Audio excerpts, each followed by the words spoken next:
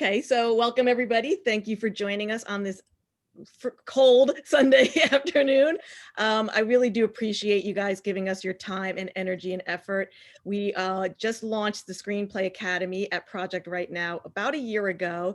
And within the last year, we've been able to offer a myriad of different programming, thanks to all our volunteers and helpers.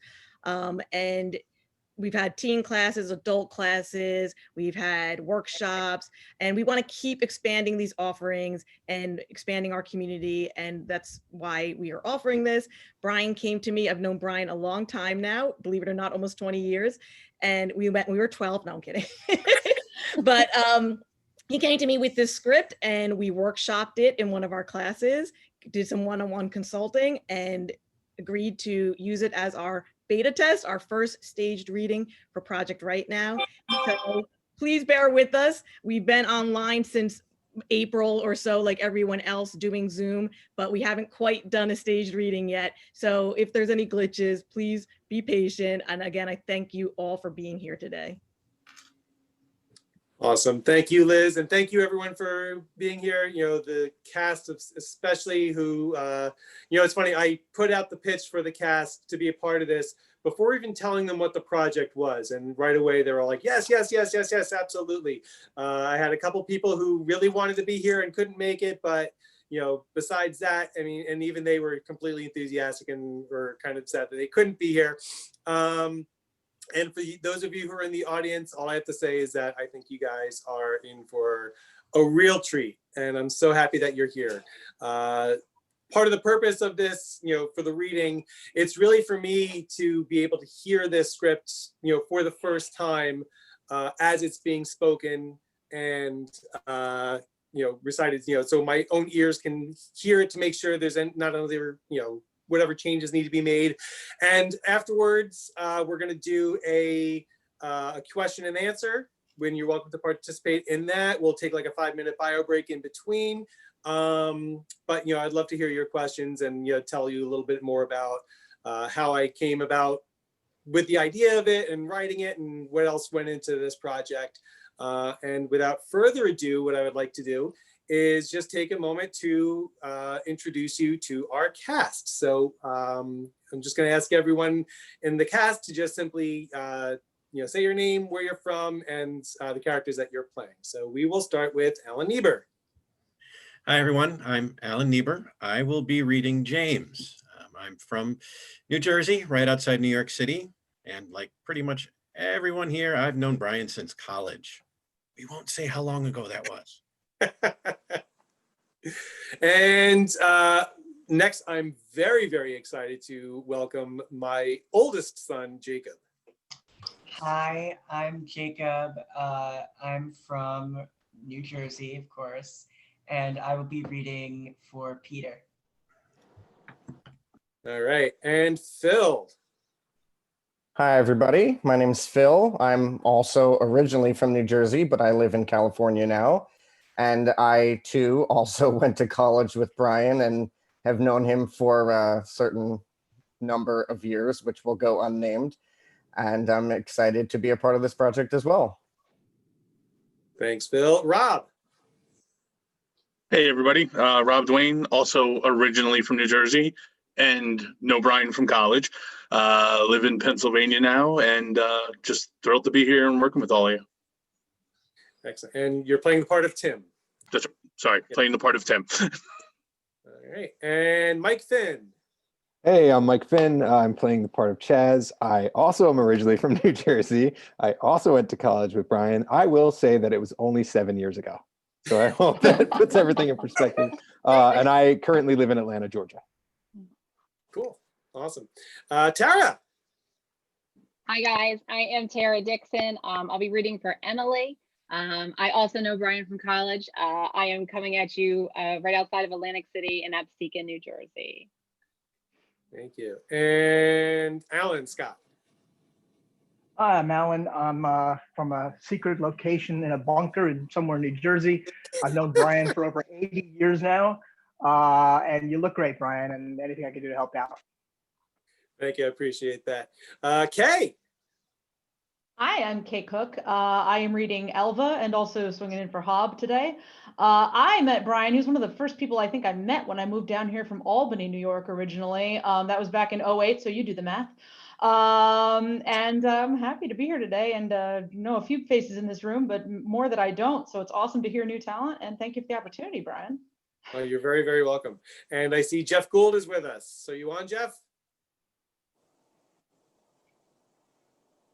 Yes, I am. All right. I'm reading Smee today. Yay, thank you. And Jeff is Alan Scott's brother, originally from New Jersey and currently living in LA. Hollywood, Yes, actually, yeah. As you have been for quite some time. Yeah, since the turn of the century. Yes, indeed. Thank you, Jeff. All right, Alicia.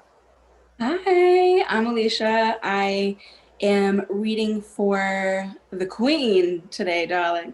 And I am a Jersey girl, but I am in New York City for the past several years. And I know Brian, not from college, but I know Brian and Kay from a little thing we used to do called Kaplan.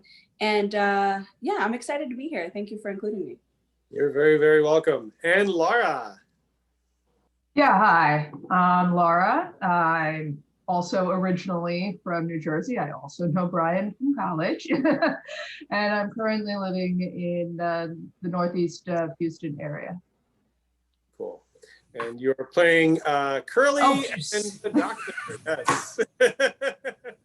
Which is in your description. Jody. Hey everybody, Jody Bardin. I am back in my childhood bedroom after 20 years in LA. Coronavirus kicked me out. I've known Brian since college. I think we were at the same Weird Al concert when he proposed to his wife, if I recall. Wow, yes. Yes. So, and I'm playing the parts of McGinnis and War. All right, thank you. And Melissa. Hi, I'm Melissa, and I'm playing Nico Taylor Alf, history professor, and Richard. And I know Brian kind of from college. He was a little bit before me, but that's okay. And I'm super excited to be here. And yeah, I'm originally from New York. Yay. Yes, a lot of the people on in the cast were from a group called Players, which was a student-run theater organization on campus, through which I met a lot of people while I was in college and a lot of people after I left college. So it's great to meet people like you, Melissa. And let's see, where are we? Speaking of Players, Michael Weeks. What's going on, good people? Name's Michael Weeks, originally from Jersey, but now I live in Chicago. I've known Brian quite some time. I was actually at the same concert where he proposed to his wife. I'll be playing a cacophony of characters, starting with Skylights, Author, and Pemberton. I enjoy moonlight walks and violent video games by night. Thanks, Mike. All right, Kirk. Hi, I'm Kirk Larsen from Long Island. I live in a town called Hicksville. That's a noun, not an adjective. I am originally from New Jersey, and I know Brian from a couple of feature films on the set producing. We'll be accepting our Oscars on the same night. And I will be reading for Rab, Jukes, and Bardin.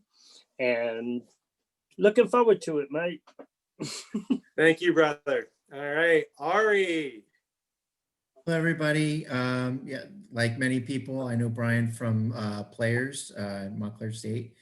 Yeah, I'll be reading for Matthew, Simon, and Gentleman Starkey, originally from New Jersey, and today I am hailing from North Yorkshire, England. Ooh, nice. All right, and Paula.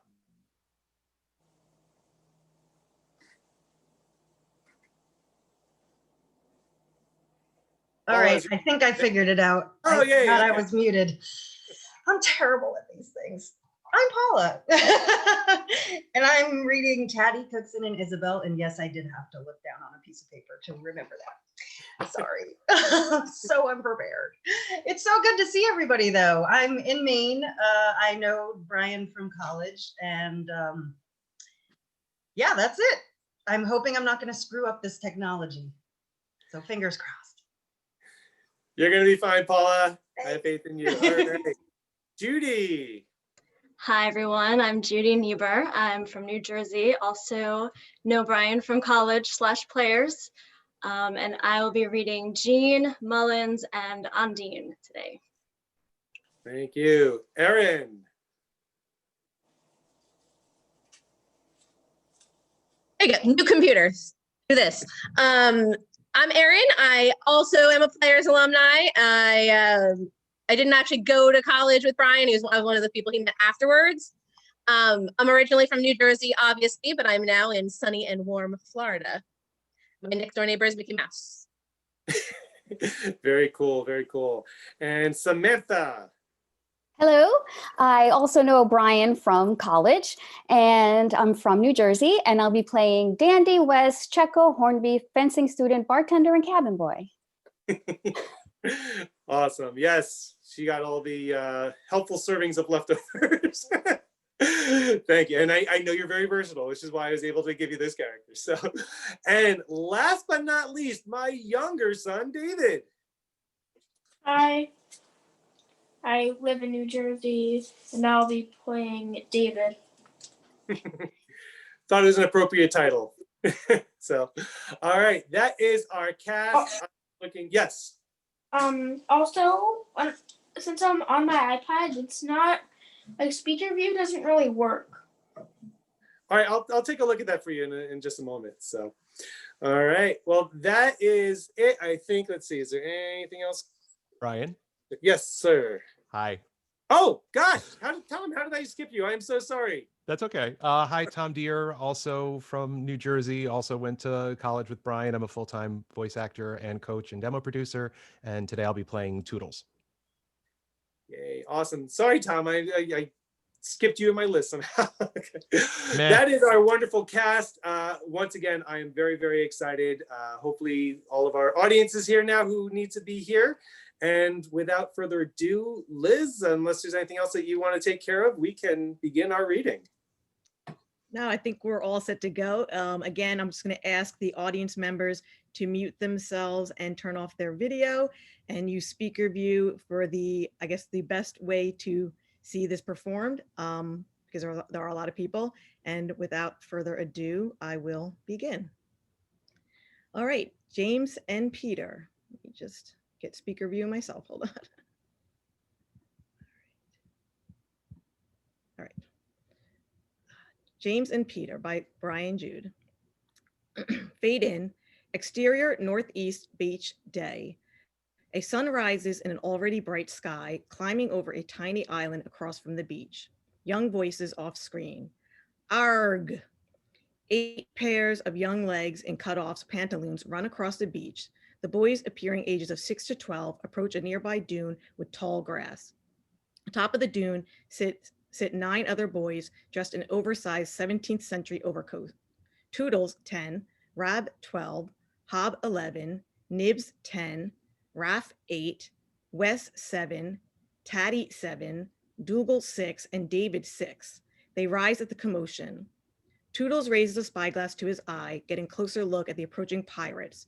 Chaz, 12, Jean, 12, Dandy, 11, Otto, 10, Curly, 9, Nico, 7, and Matthew, 7. They carry makeshift wooden swords high above their heads. Toodle focuses on the leader. He is taller than the rest, wears a long, oversized white shirt, has long, curly black hair, and brandishes a small sword. This is James. Blimey, pirates! The boys immediately gather some gold doubloons and a large copper key and hide them under a gray wool blanket. 4 of the boys sit atop the blanket while Toodles and 4 other boys raise their swords in a defense position. The pirates advance, disappearing from sight behind another tall dune between them. A moment later, the pirates climb over the tall dune, shouting even louder. James walks slowly and purposefully as the boys begin dueling. Some are stabbed while others are disarmed. James confronts Toodles. Who are you? Are ye regal codfish? You know my name well, do you not? No, sir.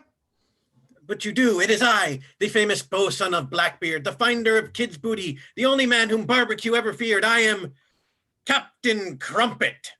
Uproarious laughter ensues. James looks upon them with disdain. What? Honestly, James, is that the best you can come up with? What's wrong with crumpet? It's the pastry. I know what a crumpet is. Technically, it falls under the category of bread. Oi, Captain Crumpet, why do you attack us so? You know why? We be after your treasure. But we have no treasure. We are but importers of tea. Lying cad. Thou canst not fool the likes of Captain Crumpet. Men, charge! Toodle's boys pick up their swords and begin fighting again. Dandy and Hob duel. Down with the king! Rule Britannia! Boys continue their play fight until the pirates disarm their foes once again. Toodles retreats to the blanket and sits with Roth and David. The pirates surround them. What have we here? Men? The pirates pretend to cut Roth and David's throats. James grabs Toodles' arm and lifts him off the blanket. The pirates remove the blanket, exposing the doubloons underneath. James reaches into the pile of gold and pulls out the large key. He holds it up before Toodles. No treasure, you say? Oh, that treasure. The penalty for lying to Captain Crumpet is walking the plank. The pirates gather the few boys who are still alive and bring them to the broken down ship on the edge of the water. Oops, okay. Exterior abandoned ship day. James moves Toodles past a few cannons and onto a wooden plank overlooking the water, pointing his sword at his back. Have ye any last words before stepping into your watery death?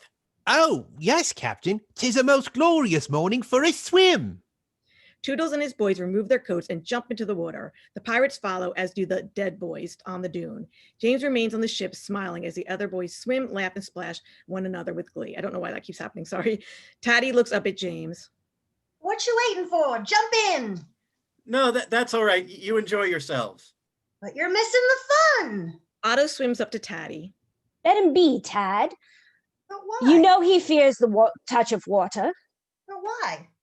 Don't know. Everyone has their quirks. We open to reveal all, including two suns in the bright sky. James smiles, then heads inside the ship. Interior abandoned ship, below deck, day. James enters a room. Several crates with various weapons and ammunition sit open. He comes upon a locked crate, takes out the key from the beach and tries it. No luck. James frowns. Exterior Lost Boys camp, night. James and the Lost Boys, I don't know why that's doing that. James and the Lost Boys sit around a dying campfire in a clearing surrounded by large trees. James reads dramatically. The harpoon was darted. The stricken whale flew forward with igniting velocity. The line ran through the grooves, ran foul.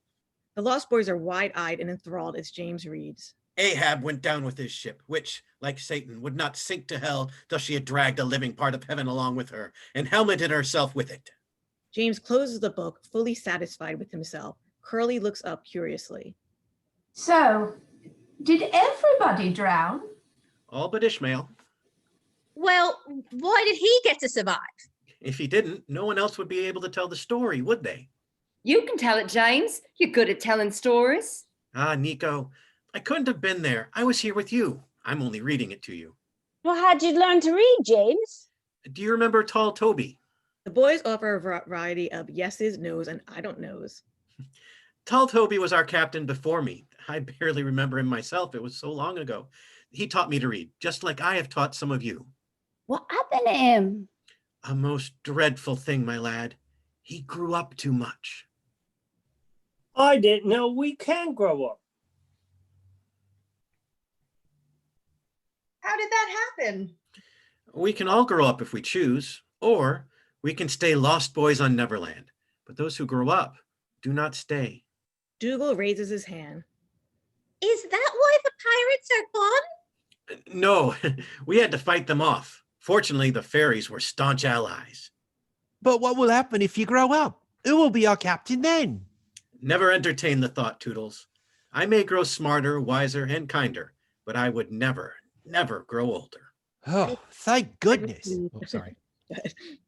Now, off to bed. Other adventures wait for us in the morning. The smallest boy, David, tugs at James' shirt. Can we have adventures while we sleep? Of course you can, David. And if you do, tell us about it so we can have those same adventures when we're awake. Yay! The Lost Boys get up and head towards various trees, up which they climb into their barely visible tree houses. Exterior sky above the Lost Boys camp, night. Below, 3 large moons, 14 little lights of purple, white, and blue flutter through the air and descend into the tree houses below. Exterior James' house, treehouse, night. James sits in a hammock wearing small lensed reading glasses, reading a book. His room is filled with odd trinkets taken from the captain's quarters of the abandoned ship, including a tin filled with a collection of keys. A little blue light flies into the room. A small, somewhat androgynous blue fairy, Elva, positions herself on James' chest between his face and the book, saluting proudly. Good evening, my dear Elva. Are the Lost Boys all tucked in? Elva flaps her wings as a tiny chime sound emanates from her. Excellent. Did Dougal remember to brush his teeth? Wonderful, wonderful. Ah, William Shakespeare, perhaps the most exquisite poet and playwright in all of history. This one is a tragedy of revenge and madness. It's called Hamlet. Elva chimes and flies into a little makeshift home made from bamboo atop a dresser. James puts down his book. Elva, will there be a trip to the mainland coming sometime soon? I do desire more challenging text of mathematics. I understand. If you happen to come across something on geometry, that would be splendid. Thank you, my dear. James goes back to his book as Elva brushes her short hair with a broken holly leaf and tucks herself into her bed. James finishes and puts down the book. Okay. Good night, dear fairy. Elva chimes her good night. James turns off the lantern. Elva light slowly fades as she falls asleep. Exterior Kids Creek day. The Lost Boys and their fairies walk along the bank of a clear blue creek. James stops by a patch of brilliantly colored never flowers, breathing in their fragrances. Jean comes running frantically towards the group. James, come quick! A new arrival! He's in trouble! James and the Lost Boys follow Jean. The group arrives at a crying baby on its back. The two crocodiles approach. James' eyes widen as he removes his sword from his belt. He scoops up the baby as the croc opens its giant mouth. Toodles! James tosses the infant to Toodles. The crocodile snaps its powerful jaws at James' foot, then opens its mouth again as the second croc arrives. James swishes his sword at the beast, chopping a bit of a scaly flesh off the tip of its snout. The crocodile hisses. Run! The Lost Boys hurry off. The second crocodile leaps from the water. James strikes the animal across one of its eyes. The croc swiftly retreats back into the creek. The first crocodile makes another snap at James' leg, taking a sizable gash to the leg, out which flows a stream of murky, yellowish blood. James winces in pain. The croc attacks again. James tries to stab the beast in the eye, but misses. The injured crocodile stops for a moment, giving James a chance to climb up the bank. The crocodile speeds towards James, snapping at its jaws furiously. James climbs a little higher, dislodging a large stone from the bank. The crocodile opens to take a final fatal snap. James hurls the stone into the crocodile's jaws, causing it to gag and choke as it flails about. James leaps to the side of the struggling reptile. James delivers a deliberate thrust of his sword into the croc's throat. The croc scurries back to the water and swims for its life, then slows down. James, out of breath, completely beside himself, watches the large green carcass float down the creek and sink below the surface. Exterior clearing near Kids Creek day. The Lost Boys and their fairies wait in safety away from the water. Toodles still holding the baby. Elva hovers in the center, looking over the infant. James approaches sternly and the Lost Boys cheer. A little help would have been nice.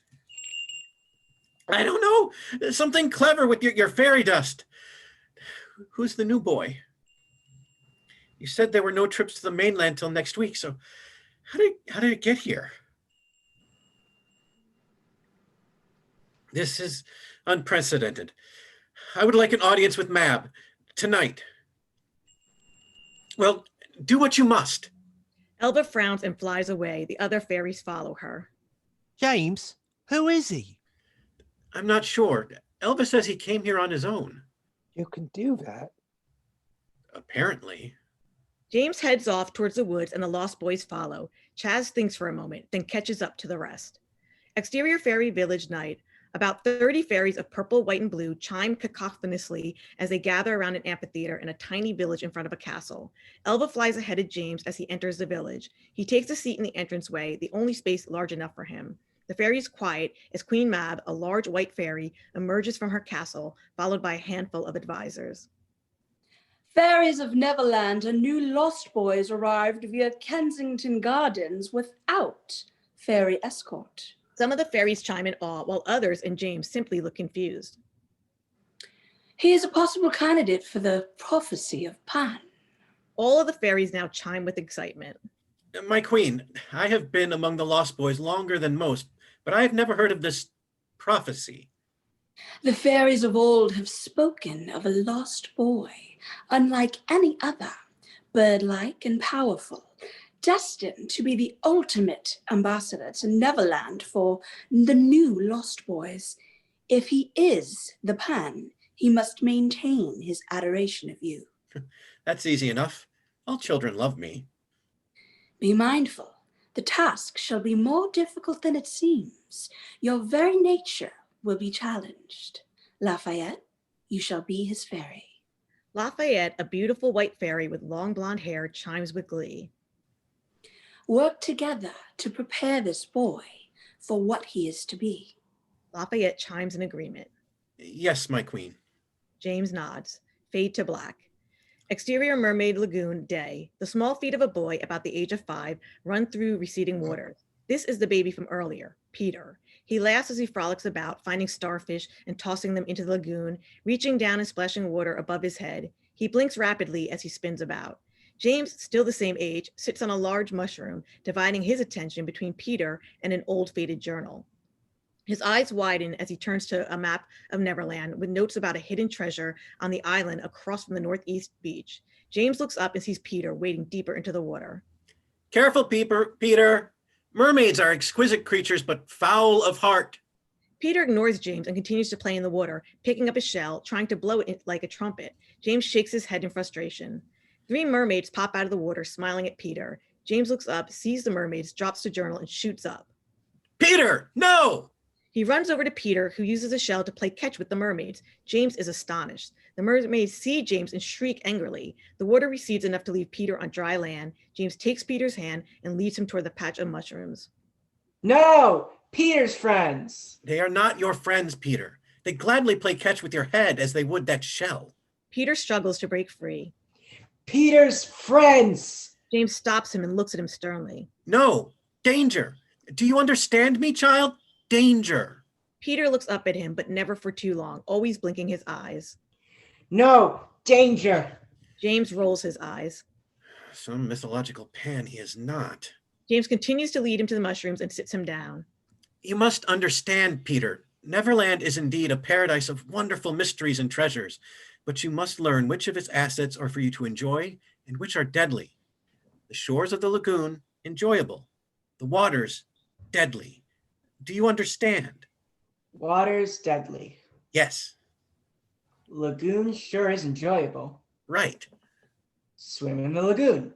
Peter gets up and runs toward the lagoon. James grabs his arm and sits him back down. Peter resists. No, sit. No, sit. James sighs. How can I teach you, boy? Peter looks at James snarkily. I teach you, boy. James groans. Peter, you need to trust me. I am the father of the Lost Boys, and I... Father. Mother. No, Peter. I would like to see my mother. James puts his hand on his head. It is not possible to see your mother. Your mother is on the mainland. The fairies would not... Starts to get angry. Sorry. I would like to see my mother. No, Peter. Lafayette! Peter, you simply cannot...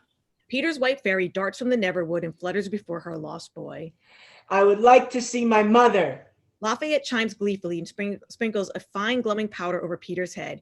Peter laughs as he begins to fly. James' eyes open nearly as wide as his mouth as Peter rises through the air, crowing like a never bird. A moment later, Elva flies to his side as Peter and Lafayette slowly fade from view. That confirms it. The Pan he is. But she can't possibly be taking him to the mainland. I know it's the charge of the fairies to grant wishes, but there are rules. For the Pan, the rules are different.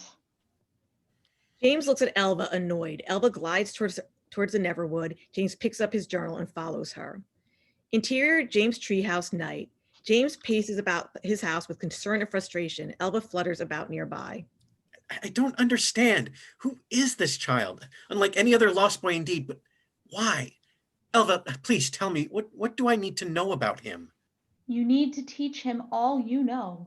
But his mind, there's something off about him. That is why it's so important that you remain patient with him. I know.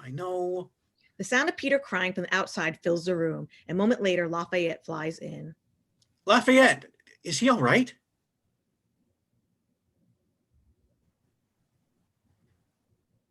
Peter needs you. James hurries out of the room. Exterior Lost Boys camp night. Peter sits on a mushroom, crying by the glowing remains of the nightly campfire. James approaches him. Boy, why are you crying? James sits in front of him. Peter continues to sob. Did you find your mother? Peter nods. Did you talk to her? Peter shakes his head no. What happened, Peter? Peter wipes away his tears. Tell your captain. Peter sniffles. Bars. On the window. In my bed. Another boy. James' face expresses Peter's pain. Oh, Peter. James puts his hand on Peter's shoulder. Do you understand now? There's nothing but pain and suffering on the mainland. Why? Pain and suffering. Because on the mainland, you have to grow up. And when you grow up, you die. Die? Yes, boy. In fact, every time you breathe, a grown-up dies. Peter looks at him and begins taking quick, short breaths. Stop that. Peter stops. James looks at him with disbelief and disgust. Look, here in Neverland, you are free to be anything you want. Do anything you want. Even stop time and live forever. All you have to do is let me guide you. Who needs a mother when you have James? Peter smiles through his tears. I have James. You have James. You will always have James. Peter laughs a little as tears trickle down his cheeks. Exterior grassy field day. A large rabbit sniffs around the tall grass and nibbles at a blade. He stops, his ears perk up, then he dashes out of view. A pair of feet run into the same spot. It's Peter, now about 10 years old. The rabbit approaches a tall tree as Matthew jumps out from behind. Yeah! The rabbit heads back to the clearing where Otto and Dougal appear. The rabbit dashes off in another direction. One by one, all the Lost Boys appear, slowly circling in on it. The rabbit runs under a small crate, turned upside down at an angle. The crate falls, trapping the rabbit. The Lost Boys approach the crate, cheering. Well done, lads, well done. We shall certainly feast tonight. Peter playfully comes up to the crate and lifts it. The rabbit dashes away. The Lost Boys groan. Peter, why did you do that? Peter blinks rapidly. It wasn't fair to trap him. That was our dinner. Nice going, Peter. What are we going to eat now? I will show you. Shall we what? Are you hungry? Of course. What would you like right now? A piece of bread might be nice. Peter approaches Toodles. Oh, that's easy. Close your eyes. Toodles closes his eyes. Tighter. Toodles complies. James and the Lost Boys are bewildered. What does it look like? It's a large loaf, so we can all share. What else? I don't know, it's just bread. Oh no, be more clever. It has those cups on top. I don't know what you call them. You don't call them, you eat them. Now, can you see the bread? Yes. Can you really see it? Yes. Good. Open your eyes. Toodles opens his eyes. Peter holds out his hands as if holding an invisible loaf of bread, takes an imaginary piece and pretends to eat it. Mmm. He offers a piece to Toodles, who just stares at him. The Lost Boys grumble in disappointment. Peter frowns. I suppose you're just not clever enough to stop yourselves from starving. All right, let's head home. The Lost Boys turn and head off. James takes Peter's arm and pulls him aside. You are getting far too cocky for your own good. Oh yes, I am cocky. That was not a compliment, you dolt. The time will come when it will get you into trouble. But not this time. Peter runs off joyfully to catch up with the rest of the Lost Boys, still carrying his bread. James shakes his head. Exterior Lost Boys camp night. The Lost Boys gather around a large table as they eat what little scraps of food they have. Peter pretends to enjoy a huge feast. James leans against a railing outside of his treehouse above them, watching them all, troubled. Interior Neverwood day. Peter approaches a small never bird and extends his hand, and the bird leaps onto it. He turns to see David, who is quite amused. The never bird flies off and Peter runs after it. Come on, David! Peter runs off from view and David follows. David runs through the woods, unable to see Peter. He stops and looks around. Peter, where are you? Here, the cave! David follows the voice until he reaches the cave. Come, look! David slowly walks in. A large growl comes from inside, and David runs out, screaming and crying, followed by a large brown bear. Peter appears before David, laughing. Apparently, he was never in the cave to begin with. As David gets closer, Peter grabs David and leaps into a tree out of the bear's reach. David continues to cry. James and the other lost boys arrive, yelling, scaring the bear away. James looks up at Peter and David in the tree. What happened? I saved David. I'm so brave. David continues to clutch Peter, crying. Bring him down. Bring him down. Peter leaps down with David. James huffs and turns away. David, still frightened, still clutches Peter. Let go of me. Peter pulls himself away. David looks dejected. Exterior James treehouse night. James watches over the other treehouses as the various fairies fly out of their windows and hover over the camp. Elva flies over to James, chiming. Why aren't the fairies going to bed? Special gathering tonight. I've been asked to bring you. James is taken aback with curiosity. Exterior fairy village night. James sits on the ground at the entranceway into the village as the fairies take their places around the amphitheater. Queen Mab takes her place with her advisors in Lafayette. My dear fairies, the time our ancestors have foreseen is upon us, for tonight begins the era of Pan. Peter flies in from above, landing in the middle of the clearing. The fairies applaud and chime with glee. All of Neverland bows to you. James stands abruptly. What? The fairies hush. What do you mean all of Neverland bows to him? It has been confirmed. He is the Pan. It is his birthright to rule. Him? No, not him. He is reckless, immature, simple-minded. Everything a child should be. He is a danger to himself and others. Left out of his own devices, he will set this island on a blaze. Peter was born of mainland parents, but he is the son of Neverland itself. James looks like he is about to weep. But what is to become of me? You have done your part. Neverland asks no more of you. James looks at Peter with mixed emotions of disdain, dejection, disgust, and eventually full-on hatred. He lets out a primal scream and storms out of the village. Peter watches him leave, then smiles with glee. Behold the Pan! The fairies cheer. Elva flies after James. Exterior Neverwood night. James sobs as he storms through the woods. Elva catches up to him, chiming for his attention. Naff off, you pathetic click beetle. Elva continues to chime encouragingly. James stops. No one, not even you, cared to mention that this Pan business signified my demise. It's not fair. I have been Neverland's most faithful servant, as well as its king. James sits on a large nearby rock. Elva flies onto his shoulder. What am I to do? Elva chimes. James turns to her angrily. No, I cannot. I will never be his subordinate. Better for James if he had never been born. Elva's face turns devious as she chimes a suggestion. You can fight the boy. What? And kill the fabled Pan? No. Besides, I know not how to fight. I can only pretend. You can learn how to fight on the mainland. James takes a deep breath. I can't leave. Neverland and I are one. The choice is yours alone. What choice? Suffer in Neverland or suffer the plight of mortality? James begins to weep. Elva weeps with him. Exterior Lost Boys Camp day. James climbs down from his treehouse and heads towards the dining table. Elva follows. A glimmer catches his eye. He looks under some nearby bushes and finds a large key and bends over to pick it up. Look, Elva, this could be the one. James pockets the key and takes a seat at the table as Elva sits on his shoulder. One by one, the Lost Boys and their fairies emerge from their trees, houses, and take their places at the table. Good morning, James. Morning. Hi, James. They all settle in, with one space noticeably vacant. Where's Peter? Where indeed? A crowing sound. The Lost Boys turn their heads skyward. Peter! Peter slowly descends onto the table. Lafayette flutters around him. Lost Boys, I present to you your new captain, Peter Pan!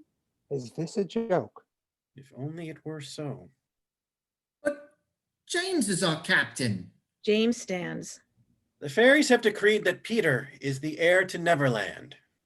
What about you, James? They can't take that away from you, can they? This is absurd. Our loyalty is to James. Peter walks over to James and points a sword at him. I will be James's father. I'll teach him. There's little knowledge you can bestow upon me, boy. Yes, James is very wise, very old. What do you insinuate, bird boy? James is too grown up. Growing up is a choice, and not one I have made. Growing up is a choice, and not one I have made.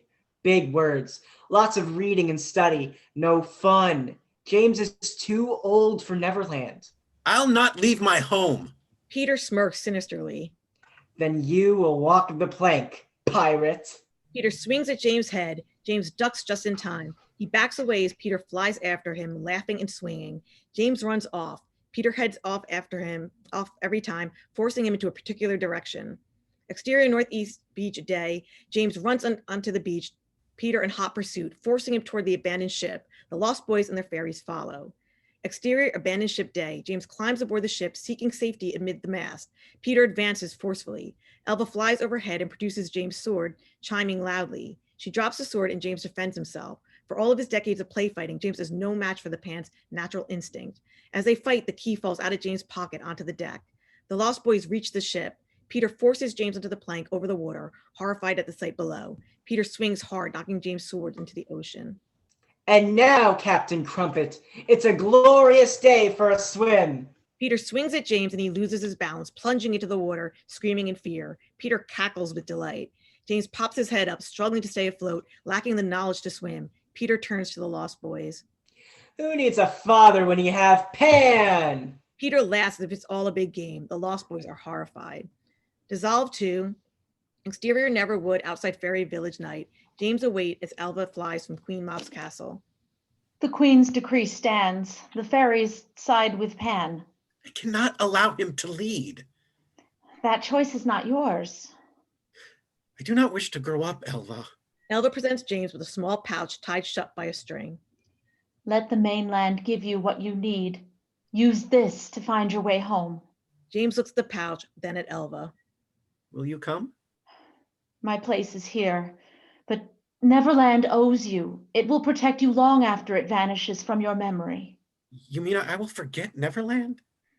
Most do, some sooner than others. Some can be reminded. Tears fill his eyes. My dear sweet fairy, will I ever see you again? The life of a fairy is short. James nods. If only my size matched yours so I might give you a proper hug. They look at each other with grief. Fade to black. Interior London Port Supply Shanty day. A door opens, spreading light into a small room filled with shipping gear. The silhouette of a short, plump man fills the doorway as he steps inside. He lights a lantern. The light awakens James, who lays on the floor. James pops up, startled. Is this me? Sorry. Hello. What you be doing here? I'm sorry. I needed a place to sleep. The man removes his spectacles and wipes them. What? You be a runaway? Of sorts. Where are your parents? The man returns his glasses to his face. My parents are long gone. Orphan, eh? Where are you from? A long way from here. You wouldn't know the place. Try me. Neverland. Ah, Holland is it now? Right. What do they call you? James. James what? James scans the room and comes upon a particular metal object protruding from the wall. Hook. Hook? Oh, fine Dutch name that is. My name's Smee, boatswain of the Stroughton. Tobacco ship, that be sure. You're boatswain, like in The Tempest. Not sure what that is. It's Shakespeare. Smee's eyes are impressed. Oh, you've been knowing about Shakespeare, do you? Pretty wise for a runaway Dutch orphan. Well, you've been looking famished. Come, my sister Emily will have a nice hot meal in you. Smee escorts James out of the shanty. Exterior London street day. James and Smee walk down the busy cobblestone street. Smee approaches a food vendor and proceeds to pick up a few items. James looks across the street as a beautiful young girl, about 12, who we will come to know as Isabel, emerges from a store, accompanied by her parents. He's captivated. Mr. Smee, what is that? What is what? That fair creature across the street. It's like a mermaid without fins or a fairy without wings, and far more lovely than either. You mean the girl? Ah, I have read of girls. Read of them? My life has been a sheltered one. Most of what I know has been from studying books. Smee looks at him curiously. Life be more than academics, my boy. But I hate to say it, but a lass like that, she ain't interested in the likes of you. Why not? She'd be raised by a man of high stature and class, not some foreign orphan. Well, how does one attain stature and class? Gotta be born with it, I suppose. They continue on. Interior Emily's flat kitchen day. James, Smee, and Emily, a sweet middle-aged woman, sit around a table eating a modest dinner, which James devours hurriedly. Slow down, lad. Your eyes be bigger than your belly. Sorry, ma'am. James, me captain be looking for a new cabin boy. I mean, bring you along for our next trip. Oh, thank you, but I'm not one for boats. Well, what interests you then? James eats as he talks. Poetry, history, mathematics. Well, then we need to be enrolling you in school. James looks up at her. I would like that. Emily looks at Smee. You say the boy be smart? He be reading Shakespeare? We should bring him into Eton. It'd be the finest school in all of London, and he could probably get himself a King's Scholarship. Smee and Emily watch as James finishes his meal. Why don't you go give yourself a bath? There be some of me grandson's bedclothes in the room next to the washroom. I'll just change my clothes. You don't want to be bathing. You smell like a cheese factory. I'm not very fond of water. I never heard such a thing. You'll be feeling fresher after a nice bath on you. No, please. Emily gets up, takes James' arm, and leads him towards the bathroom. James struggles. Now, no more of this nonsense. Let's have yourself a nice bath. No. Smee stands. James breaks himself free from her grasp. Absolute panic. No! Emily and Smee look at him shocked. Fine then, but at least wipe the stink off yourself. James nods and heads into the bathroom. Smee walks over to Emily. You be a strange on that boy. Aye, and there'd be something remarkable about him. Smee cleans his spectacles. Exterior Eton College day. Smee and Emily escort James to the entrance to the prestigious school. His hair is now cut and well groomed. They'd be damn fools not to take you. You got wisdom beyond your years in you. They continue on. Interior admissions office day. Bardin, the admissions officer, sits at his desk looking through some papers. James, Smee, and Emily sit opposite him. Your test results are outstanding. Highest I have ever seen. Which school did you attend in Holland? None, sir. I was self-taught. He'd be an orphan now. No one to look after him. You raised yourself? I had a foster father for a while, but yes, I've lived mostly on my own. What was that like?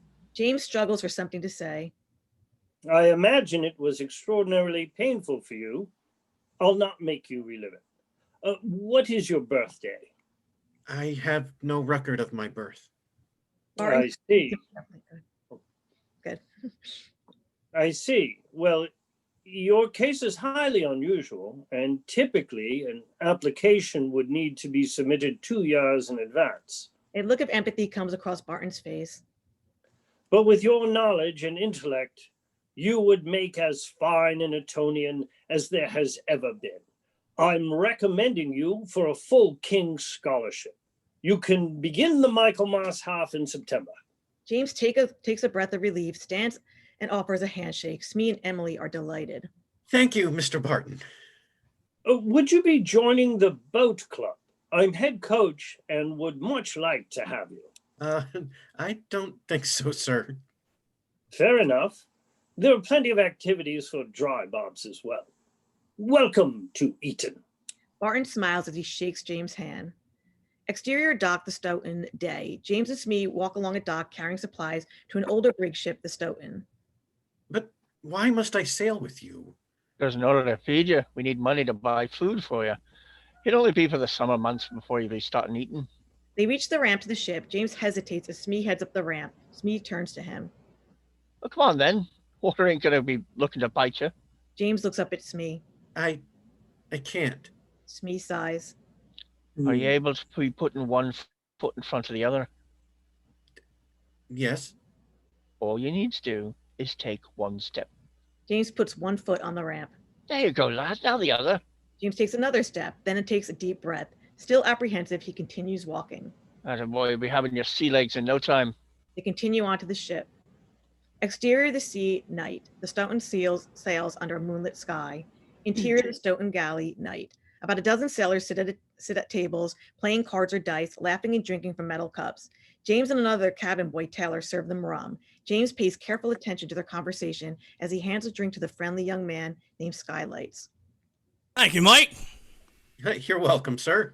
The men laugh. Sir? Methinks you hold us in much esteem.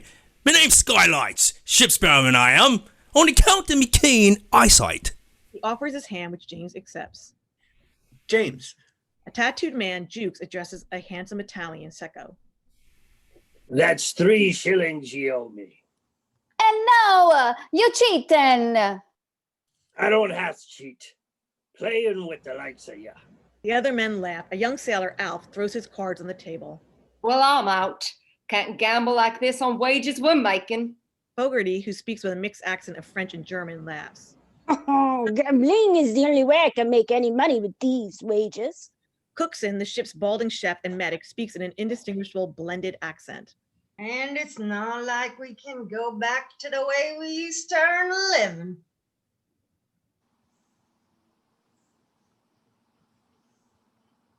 Jukes.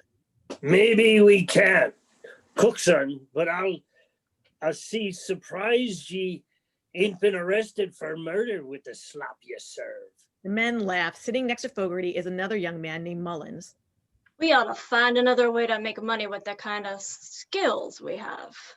Do you mean like piracy? The men all stop and look at James for a moment, then break out in an uproarious laughter. A cynical man, McGinnis, speaks up. Sounds like you've been reading Stevenson too much. The men continue to laugh and gamble. Taylor approaches James. Mind yourself. You don't want to get too chummy with the likes of this lot. James looks at the sailors as he follows Taylor out. Exterior of the Stoughton deck, day. A strong wind blows across the front of the sails as low, dark clouds fill the sky. The crew works furiously, tugging on ropes to swing the mast hard left and right. James helps me with a rope as he looks up at Captain Pemberton, who barks orders at the crew, while First Mate Gentleman Starkey cautiously navigates the large steering wheel, spinning far to the left and far to the right. What exactly are we doing? It'd be called tacking. We've been catching the wind in just the right way, zigzagging to sail on the forward. A secret of the sea and a secret to life. How's that? Sometimes you gotta learn how to let the forces that are against you propel you forward. James takes us in as he continues to pull the rope. Exterior of the Stoughton, North Carolina coast, day. The Stoughton sits anchored off the coast. Skylight stands in the crow nest, peering through the spyglass as he spots a captain's gig rowed by Starkey and Smee approaching from the shore. Pemberton sits in the middle. The Stoughton deck, North Carolina coast, day. The crew hoists the captain's gig up as Pemberton, Starkey, and Smee climb aboard the deck. Gentlemen, I have some unsettling news. The storm has destroyed the crop. We must return empty-handed. What's that mean for us then? My humble apologies, but it means you also return empty-handed. The crew groans. You cannot be sending us across the sea for no pay. And I cannot pay a crew without any means to pay what you are owed. I wish it weren't so, but unfortunately, that was the deal we established when you signed on. Pemberton walks up the stairs to his quarters. Starkey follows, passing James, giving him a curt look. The swine swindled us again. I'd like to slit the man's throat for this. If you want to slit his throat, I be holding him down.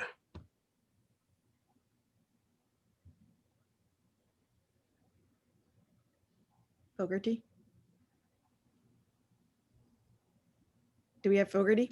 Ah, face it, we'll be gluttons for punishment. You know we'll be back on the next one. James takes all of this in. Interior James and Taylor's quarters nights. James sleeps in a hammock. The door opens and Taylor enters, sobbing quietly. James wakes up. What's wrong? Nothing. Bollocks, why are you crying? Taylor looks at him quietly. Do yourself a favor. and try to avoid the captain when he's had a few. His punishments for mistakes can be rather cruel. James looks at Taylor with pity. Exterior Eton College day, a modest carriage pulls up in front of the gates of the school. A coachman steps off, opens the door as Emily, James, and Smee exit. He then takes a small case off the trunk. As James takes the case from the coachman, he sees Isabel walking down the sidewalk. She notices him this time and smiles. James is smitten. Interior College Hall day. James stands among 12 other boys, all dressed in uniforms of black gowns over a suit with tailcoats and waistcoats. Standing next to James is an extra cheerful boy, Bernard. The provost, a thin, pleasant man named Hornby, addresses them. Congratulations on becoming collegers. You go back in direct descent to the original foundation of Henry VI, just as I and hundreds of old Etonians do. You are all future leaders, a responsibility and a destiny that is not to be taken lightly. James takes careful notice of these words. Interior Lower Chapel day. The chapel is filled with students and professors reciting morning prayers in Latin. James reads on, struggling with the unfamiliar passages. He looks up at the other boys who read along with ease. A professor notices James looking away from his text. He approaches James, scowling, and taps on James' book. Embarrassed, James goes back to his attempt to follow along. Interior classroom day. James sits among his classmates, taking notes as a history professor teaches. The Act of Settlement in 1701 declared that the Protestant succeeded the throne. James Francis Edward Stuart, however, tried to claim his father's throne and was subsequently accused of treason. Bernard leans over to James. Blimey, James. He looks like you. James looks at the image of the young would-be king. The resemblance is indeed striking. Interior long hall, bedchambers night. James sleeps in a small partitioned chamber with no ceiling. The chamber creates a narrow hallway with a door at the end. A group of older boys enter the main doorway. Simon, the apparent leader, steps forward. Boy up! The younger boys begin to wake up slowly. Boy up! The boys hurriedly get out of bed and line up in their doorways, except James, who looks on with confusion. Bernard emerges from his chamber across from James. Hey, get up. James gets up and joins his classmate. Simon approaches him. You need to learn to respond appropriately when your fag master calls you. I'm hungry. Go to the kitchen and whip me up some beans on toast. James looks at him with confusion. Now! James hurries out of the room. The other fag masters laugh. Exterior college hall day. James sits at a table with a group of boys. He looks with hesitation at the unappetizing plate of slop before him. Tim, appearing about a year older than James, looks over at him snickering. Enjoying your lunch there, bean girl? The other students laugh along with Tim. James looks back with scorn. A boy sitting next to him, Bernard, leans over to James. Tim Wilkinson, pay him no mind. Thinks he's God's gift to Eden because his cousin is in the House of Lords. Bloody entitled tosser should be an Opperden. But what was that business last night all about? Why did the older boys treat us so badly? It's called fagging. Tradition as old as the school. Usually it's simple tasks, getting them food or coffee, making their beds and whatnot, but some arseholes can be downright brutal about it. James wears a look of disdain. My dad told me all about it. He's an old Etonian. Is your dad an OE? James looks over at as Tim gives an intimidating smirk. I wouldn't know. I'm an orphan. Oh, sorry to hear, mate. James turns away from Tim. What has he gotten himself into? Exterior long walk day. James and Bernard walk alongside a long wall. James notices a group of older boys sporting gray or white and black houndstooth check trousers, starched stick-up collars, and white bow ties, and various patterned waistcoats sitting on top of the wall. What are those chaps doing up there? Ah, they're pops. What's that? Members of the Eton Society. They're elite of the elite. Only pops can sit on the wall and dress like that. Oh, marvelous. How does one become a pop? You have to be elected by the pops the year ahead of you. I would very much like to be one of them. Better start making better friends with some pops then. The boys walk on. James spots a shiny object in the grass nearby. Oh, look. What? James walks over and picks up an old key. What is it? It's a key. I used to collect them, I think. James looks off, deep in thought. What? Or maybe I had a dream that I collected them. Very vivid, though. Bernard looks at him strangely. James pockets the key and they continue on. Interior long hall, common room day. James and the other students look upon a notice posted on a wall announcing various activities about the school: rowing, football, cricket, the wall game, musical instruction, and more. James takes notice of one particular activity: fencing. Interior fencing style day. I don't know how to say that word, sorry. James, along with 10 other students, follows the commands of the fencing instructor, Professor Jenkins, as he teaches them some elementary footwork. Interior music room day. James sits at a harpsichord as an instructor teaches him a simple 5-note scale. Interior long hall bedchambers night. James, Bernard, and the other younger students polish shoes as Simon and the other elder students look on. Just as James finishes, a heap full of beans fall upon the shoes as well as his pants. James looks up and sees Tim hovering above him. Oh, looks like you'll have to clean them again, eh, Bean Girl? James stands defiantly. That was not fair. Oh, yeah? Well, what are you going to do about it? Bernard looks at him from his chambers, shaking his head no. James sits and begins cleaning the shoes again. That's what I thought. Tim walks away smugly. Interior cafe day. James and Bernard sit at a table enjoying some beverages. A group of girls, including Isabel, pass them as they enter. James grabs Bernard's arm. What are you doing? Bernard, it's her, the fairest creature upon I have ever laid eyes. The girls take seats and Isabel notices James. She smiles at him. James diverts his eyes and looks down sheepishly. Good heavens, she saw me. Control yourself, mate. You'll end up scaring her off. Aye, that's the fear that haunts me. What do I do? Eden's schedule doesn't allow much time for girls, so you might as well just talk to her while she's here. I don't know how to talk to a girl.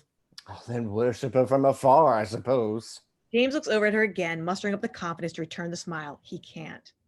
Oh, you're pathetic, mate. Exterior college field day. Simon addresses 9 other collegers of every age, including James and Tim, all dressed in long sleeve sweaters with blue and white striped scarves and caps.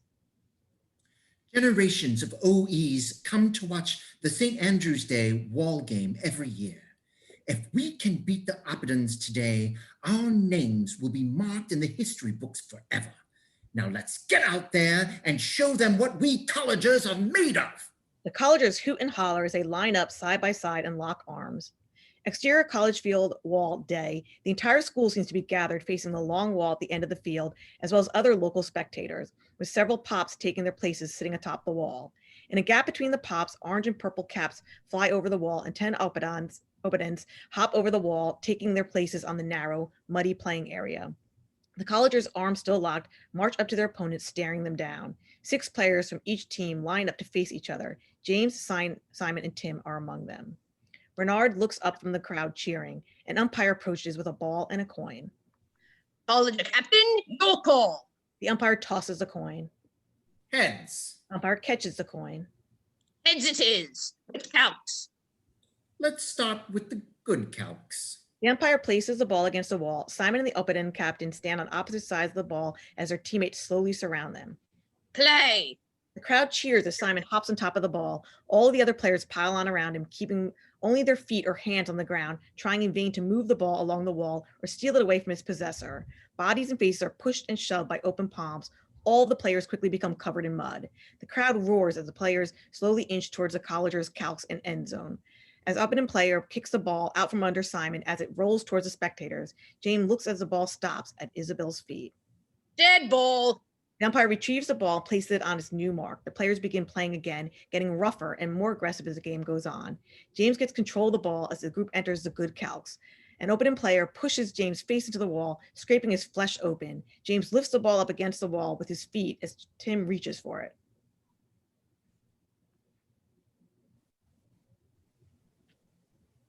Got it.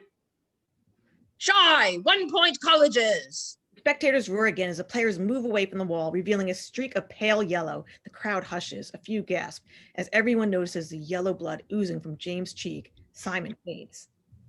Ugh. What's wrong with you, Bean Girl? Hook, step forward. James walks over to the umpire. The umpire studies his gash. Nurse, take him to the infirmary. A few collegers help Simon wake up and get back on his feet. And Simon too. A nurse steps forward and escorts James and Simon off the field. Bernard looks at James in shock. James notices Isabel as she turns away. Interior infirmary day. James sits on a bed, shirtless, as a doctor examines him. placing his hands on his lymph nodes. James wears a string around his neck, to which is tied the pouch Elva gave him. Have you had any recent nausea, vomiting, headache, or fever? No, sir. Have you traveled anywhere recently? I worked on a tobacco ship over the summer. We sailed to America.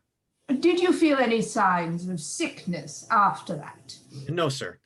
My blood has always been like this all my life, I think.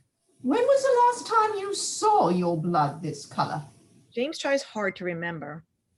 I remember... No, that can't be right. You remember what? I was going to say being attacked by a crocodile, but that's absurd. It must have been a dream. James looks at the scar on his leg. The doctor tugs at the pouch around his neck. What's this then? James instinctually pulls it back protectively. Well, I don't really know, sir. Well, where did you get it? It must have been from my old home. Where are you from? Holland, or so I'm told. I'm sorry, I don't have much of a memory of my early life. Curious. What's your earliest memory? James thinks hard. I was in a shanty on the Thames, and my uncle woke me up. How old were you? It was just last summer. The doctor looks at him with concern. My boy, I don't know what you have, but you are very sick. No, I'm fine. This is just me. I'm going to have you stay in the infirmary until we can properly diagnose you. In the meantime, you should let me have this. James clutches the pouch. No! This could be what's making you sick, lad. No, I must never lose sight of this. Why? I don't know, sir. The doctor frowns. Exterior long hall night. Snow covers the campus. Christmas decorations adorn the windows. Interior long hall common room night. Students dressed in casual sweaters sit about the room, talking and laughing. The door opens and James enters the room. The boys hush. Those closest to him back away. Feeling better then? I never felt ill. The doctor just wanted to be sure I didn't have the plague. James walks through the room as more boys back away from him. Really, I'm fine. What was with your blood then? It's just how my blood is all. Well, if you get any of us sick, my father will have your head and the heads of your whole family. Perhaps I'll bleed into your mouth and poison you so you can't rush off snitching to him then. Tim's eyes widen in disbelief at his insolence. Simon steps forward. That's enough, James. Mind your manners or what? You'll faint again? The boys continue to move away as James crosses and exits. Interior long hall, bed chambers night. James sits in his bed crying. He clutches his pouch. Bernard enters and sits at the foot of the bed. James turns away from him, staring at the wall. They're only frightened because they don't understand. You could have paid me a visit at some point. I wasn't allowed. There is something wrong with me, Bernard. Not with my blood, my mind. Nonsense. There's no Etonian who ever lived sharper than you. Academics, literature, arithmetic, science, the arts. I can recite everything I ever learned, but from where I learned it, I have no recollection. Bernard slumps solemnly. When you have something so bad happen to you, you just want to forget everything. I guess sometimes when it's bad enough, you do.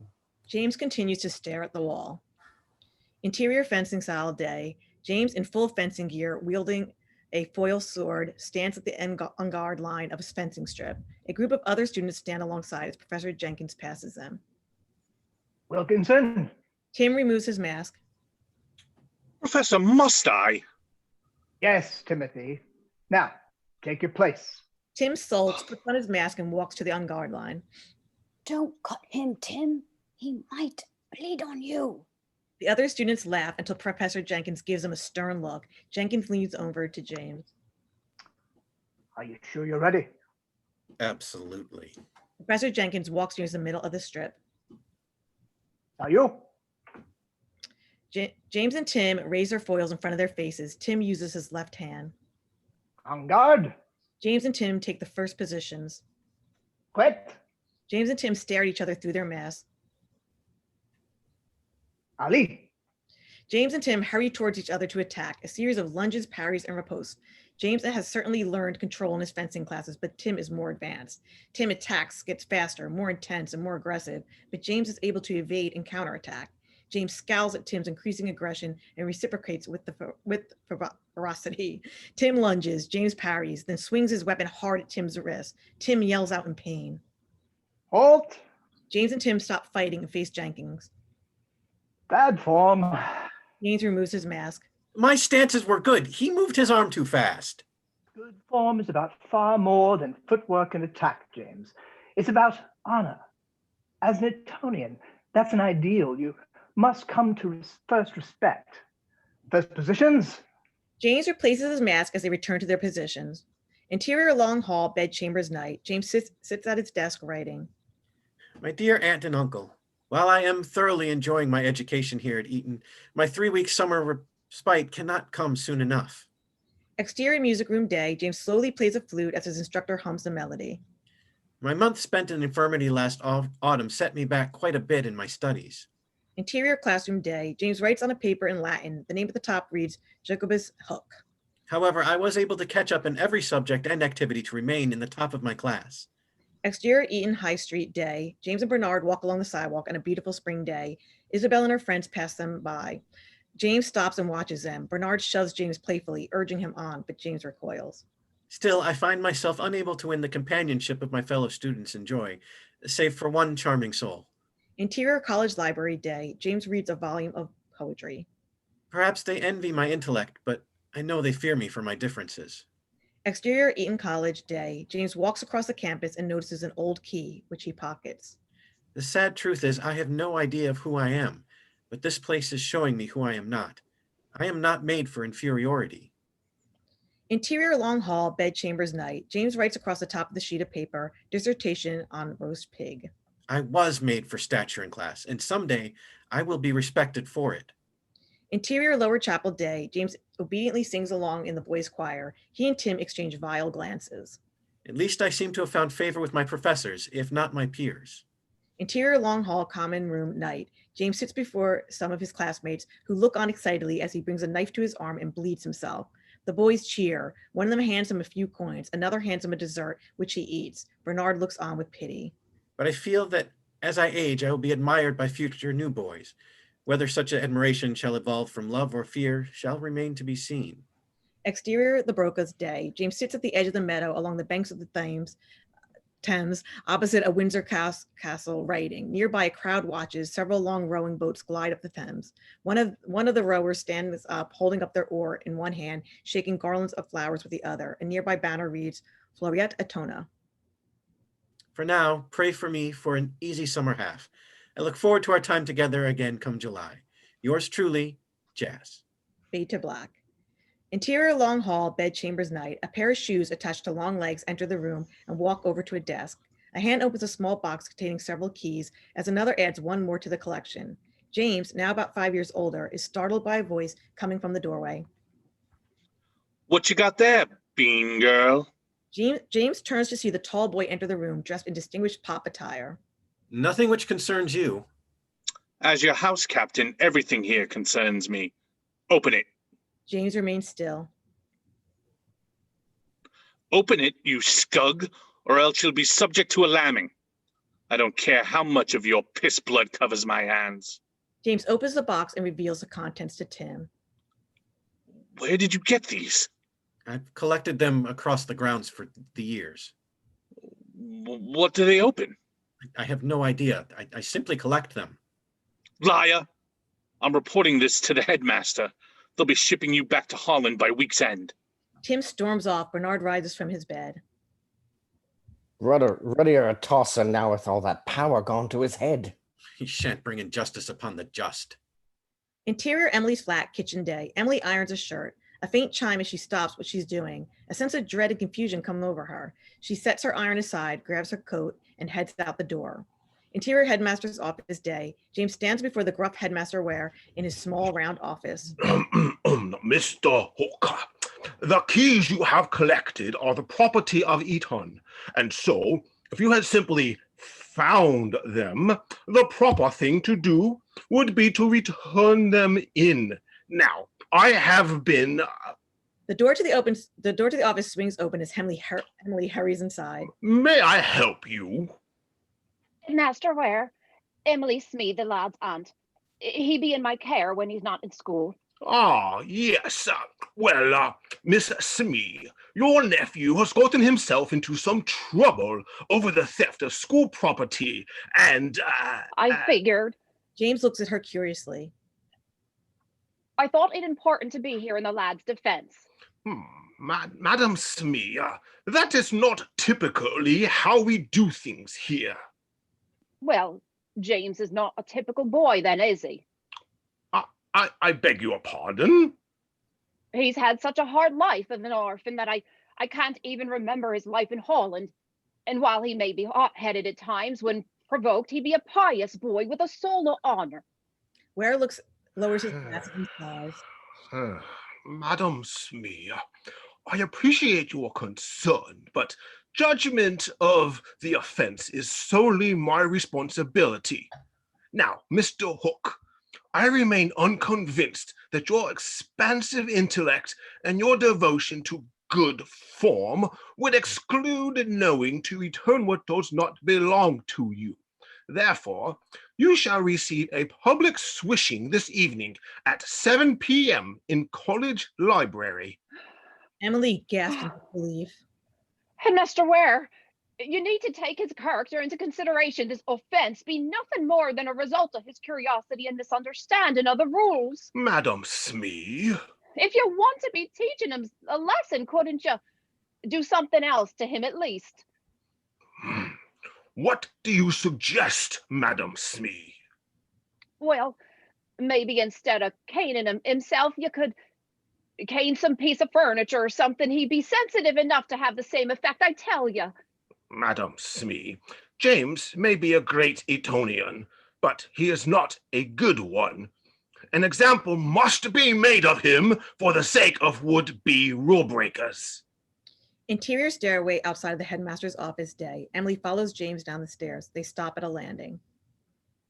It ain't right what he be doing to you. If only your uncle were here to help sort this all out. We'll be fine, Aunt Emily. She brushes his hair with her hands and looks at him. So brave you are. You be growing up so fast. Aye, and adolescence is a hell of a price to pay for it. Emily sheds a tear. She holds him tight.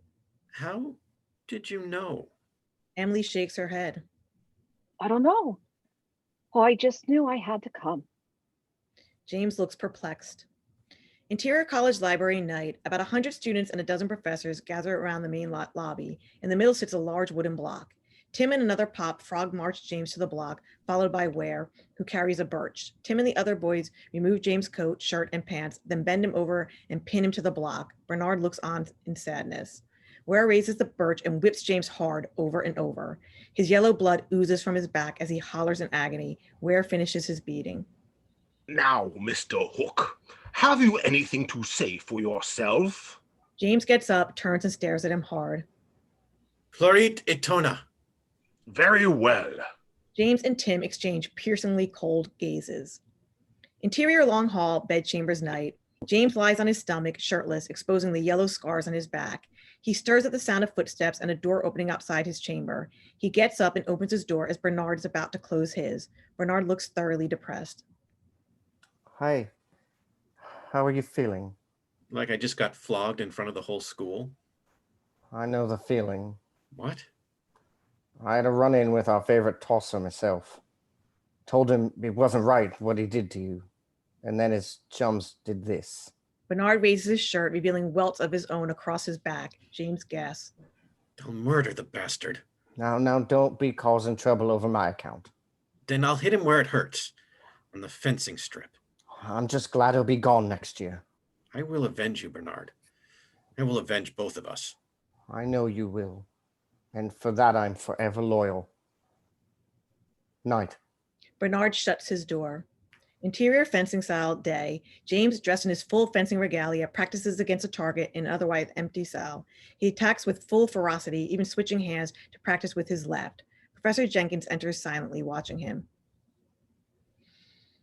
Ambidextrous, are you? James stops, turns and removes his mask. No, sir. I just figured I'd learn to master the left hand to better duel a left-handed opponent. Good form indeed. And is there perhaps a left-handed opponent in particular that you're considering facing? I simply wanted to be prepared for such an occasion, to not be bested. Especially by someone who has caused you great embarrassment? To stand distinguished from such an opponent simply makes life easier. Indeed. But is it quite good form to be distinguished at anything? Is it not bad form to think about good form? Jenkins smiles to himself. I suppose so. You may be pop material after all. Jenkins pats James' back. James smiles. Interior fencing style day. A crowd is gathered for a major competition. James and Tim salute each other. James wields his weapon in his left hand this time. The fight begins. Clearly, his years of training have paid off. Tim fights well, but after scoring several perfect hits, James easily wins the match. The crowd cheers. Tim removes his mask, scowling over his embarrassing defeat. James removes his mask, gloating. Good form, Wilkinson. Well done, James.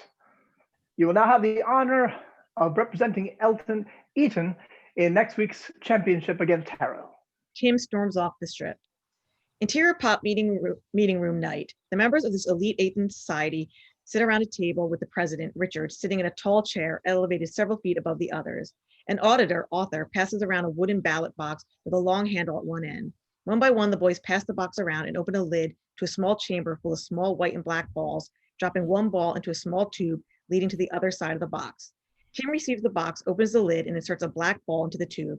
He smirks as he passes the box along. Arthur receives the ballot box and looks inside the opposite chamber. Well then, it's unanimous. Hook's in. Tim immediately rises. What? That can't be. I blackballed him. Arthur shows the open box to the entire room. See for yourself. It's unanimous.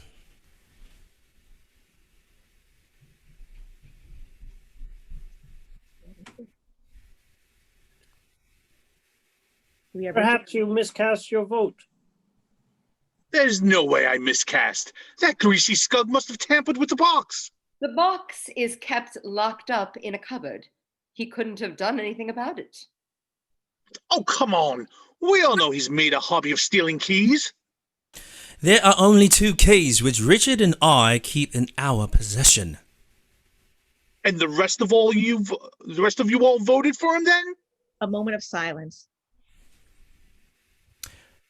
Jenkins appointed him house captain. Tim throws his arms up in exasperation and clicks his tongue. Votes are cast, Tim. James Hook is in.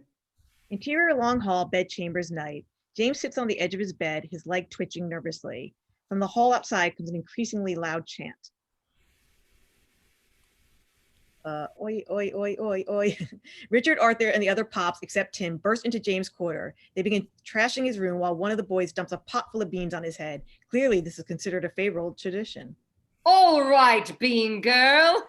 You've been officially elected into the Eton Society. Welcome to Pop, Captain Hook. James beams with delight. Bernard looks in from across the hall, smiling. Interior long hall bathroom night. James stands in front of a sink in a large common bathroom, dressed only in underclothes and the pouch tied around his neck, doing his best to remove the beans from his hair with a minimal amount of water. How'd you do it? James is startled as he turns to see his time foe. Do what? Rig the ballot box. I don't know what you're talking about. Tim rushes up to James, grabs him, and pushes him into the wall. Do you honestly think I voted for you? You fixed the election, and I'm gonna find out how. Tim looks at the pouch around his neck. What is that? James looks down at the pouch. It's a family heirloom. Bullocks, you don't even know your real family. Tim rips it off his neck. James lunges for it. Give it back. James and Tim wrestle until the pouch falls to the ground, spilling a small amount of its contents. James grabs it. What is this stuff? Is that opium? Of course not. I'm gonna have you expelled from these walls once and for all. Tim grabs some of the powder from the floor and heads towards the door. Suddenly, he rises up about 4 feet in the air, then slams down hard on the ground. James' eyes widen in confusion. He slowly rises in fear and anger. What did you just do? James slowly gains confidence as Tim shakes in fear. You're an agent of hell. James walks over to him and stares menacingly into his eyes. Aye, that I am. And if you ever come at me, or especially Bernard again, so help me, I will make life miserable for you and your entire family for generations. Tim breathes heavily with fear and runs out of the bathroom. James takes a deep breath, shocked by what just happened. Whatever old Etonian spirits haunt these walls, you have my gratitude. Interior recital hall night. James sits at a harpsichord on stage, now dressed in full pop attire, playing like a true virtuoso. In the audience sit Smee, Emily, Bernard, and Isabel. Interior long hall bedchambers night. A young student brings James a freshly polished pair of shoes. James smiles kindly and hands him some coins. Interior fencing style day. James wins a championship against a student from another school. Isabel cheers from the crowd. Exterior pop wall day. James sits atop the wall playing a flute. Exterior, the field day, graduation day. In front of a large crowd, James comes up into a platform and receives his diploma from Headmaster Ware. Exterior, the field day, post-ceremony. The graduates and their families gather. James shakes hands with Bernard's parents. Isabel talks with some friends nearby. Look at that, mate. She's here again. A look of fright comes across James' face. Would you go talk to her already? I can't. Why the hell not? She's obviously been following you for years. She can't wait forever. Isabel smiles at James. James turns away sheepishly. Exterior Oxford University, Balliol College day. James enters the campus of his new university. His hair is longer and he wears a well-groomed mustache. Interior Lake School Library day. James reads through some poetry books. Exterior Garden Quadrangle day. James sits on a bench writing. Exterior Cafe day. James walks in front of a cafe with a few outdoor tables. Seated at one is Isabel. James freezes. He checks his pockets and discovers a sheet of paper. He opens it, then nervously puts it away and turns his back. He then takes a deep breath, pulls out the paper again, and walks over to Isabel. She looks up as he begins to read. A sidewalk glance, a cafe smile, a fleeting face flashed in the mind's eye. This angelic vision peers too frequently not to notice, yet still to speak I dare not try. Wherefore this trepidation which halts the tongue, this coward's dread refuses her intent. Oh, that I were the happy dream that creeps to her soft heart, and grant this frightened child content. Isabel delivers to him the warmest smile. It's not very good, but I've been tinkering with it for some time now, and I'm James. I know who you are. Yours is the most handsome face my eyes have ever spied. Isabel Kensley. She offers her hand, which he accepts gently. Isabel, it is indeed an honor. James laughs to himself. What? I've been waiting years for this moment, and you gift me with such flattery. James paces in nervous giddiness. James, why did it take you so long to talk to me? Oh, you know the life of an Etonian, and not much time for anything outside its walls.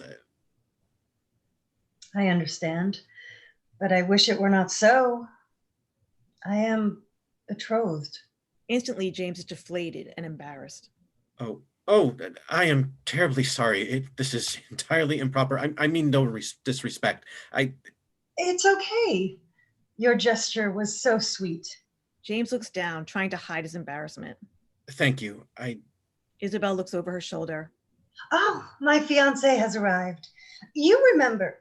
James turns around and stands face to face with Tim. James looks like he's seen a ghost. Tim stares him down in rage. You! Forgive me, I was just on my way. It's all right, darling. We were just catching up. No, I wasn't aware. I'll leave you be. Good day. James hurries off, dejected. Exterior alley day. James turns into a quiet alley where he allows his emotions to unleash, kicking over garbage cans, screaming, and eventually crying. Interior pub night. An empty mug slams into the bar. James wipes his mouth. Obviously, that was not his first pint of the evening. Barkeep! A bartender approaches. Ready for another? Yes, good sir. The bartender pours another pint. The door opens and a group of young men enter. This one's on the house. James nods in gratitude and sips from his mug. The young men pass James. James quickly turns around and grabs one of them, staring into his eyes. You. I know you. The man looks at James curiously. Come again? I know you, but from where? You must have me mistaken for someone with a similar face. No, I felt it when you walked in. James stands and the two men face each other intently, both of their eyes widen. James? Chaz! It's Charles, but good heavens, ow! Chaz grabs James' arm. It was another time, another place. My God, it's all coming back to me. Yes. But why are you on the mainland? Chaz thinks. It was that horrible boy, that smug little tyrant. He banished me. Peter. James and Chaz continue to stare at each other as years of repressed memories fill their heads. Interior pub night, James and Chaz sit at a booth drinking pints. What do you go by for a surname? This sweet woman fed me a piece of turkey and asked me my name. And I went with the first thing that popped into my mind. So I said, turkey. Only my mouth was full and it came out turly. Both laughed. I did the same thing. I was in a shanty and I saw this hook protruding from the wall and I said, Hook. The old man thought I was from Holland. He called me Hook. They both continue to laugh uncontrollably. James puts his hand on his chest. Ah, Chaz. Do you remember our adventures chasing rabbits in the field, playing pirates on the beach? I didn't. Until now. James continues to rub his chest slowly as he realizes what hangs around his neck. Good Lord. What? What if I told you we could go home? What? James' face grows sad and dark. This place is far more of a nightmare than I ever expected. But look at us now. Older, stronger, wiser than we have ever been. We can return with such an advantage. Why would we want to do that? Why else? Eternal life, my friend. And I can get us there. I need a crew for the journey. You're drunk. Aye, but I am serious nonetheless. You're mad. I'd be mad to stay. I never told you about the map, did I? No. You remember the gold coins we used to play with? The old pirates left a treasure of them on the shore, the far island. We can come and go as we please, afford anything we want from the mainland, then return to Neverland and enjoy our immortality in luxury. All we have to do is rid the world of that pathetic little albatross in command. Are you seriously talking about offing that pea-brain menace? The fairies won't have it. Then we shall have to deal with them as well. Come home with me. After a moment, Chaz laughs. James laughs with him.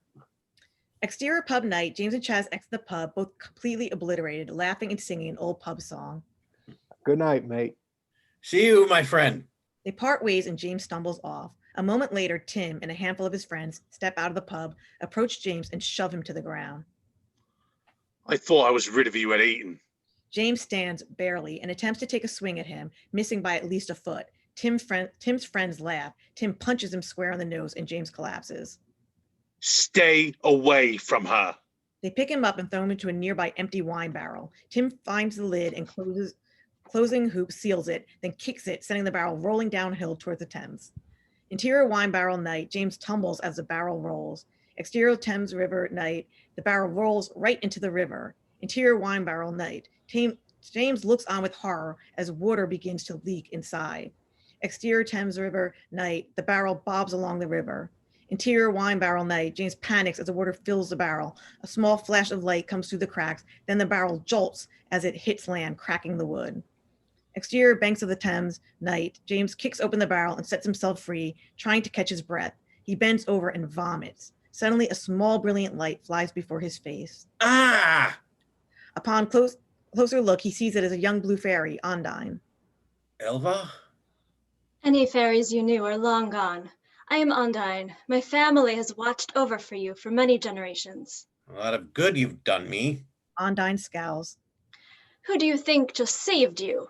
Or stopped that nasty thug in the water closet? How do you think you got into Eton? Or Pop? James is astonished and humbled. I apologize for my bad form. Your heart is black. Do not return to Neverland with ill intent. I seek to be made whole again. Neverland owes me that. Reign is impermanent. Your duties were complete. Fairies have the duty of granting wishes, and you have failed me in granting mine.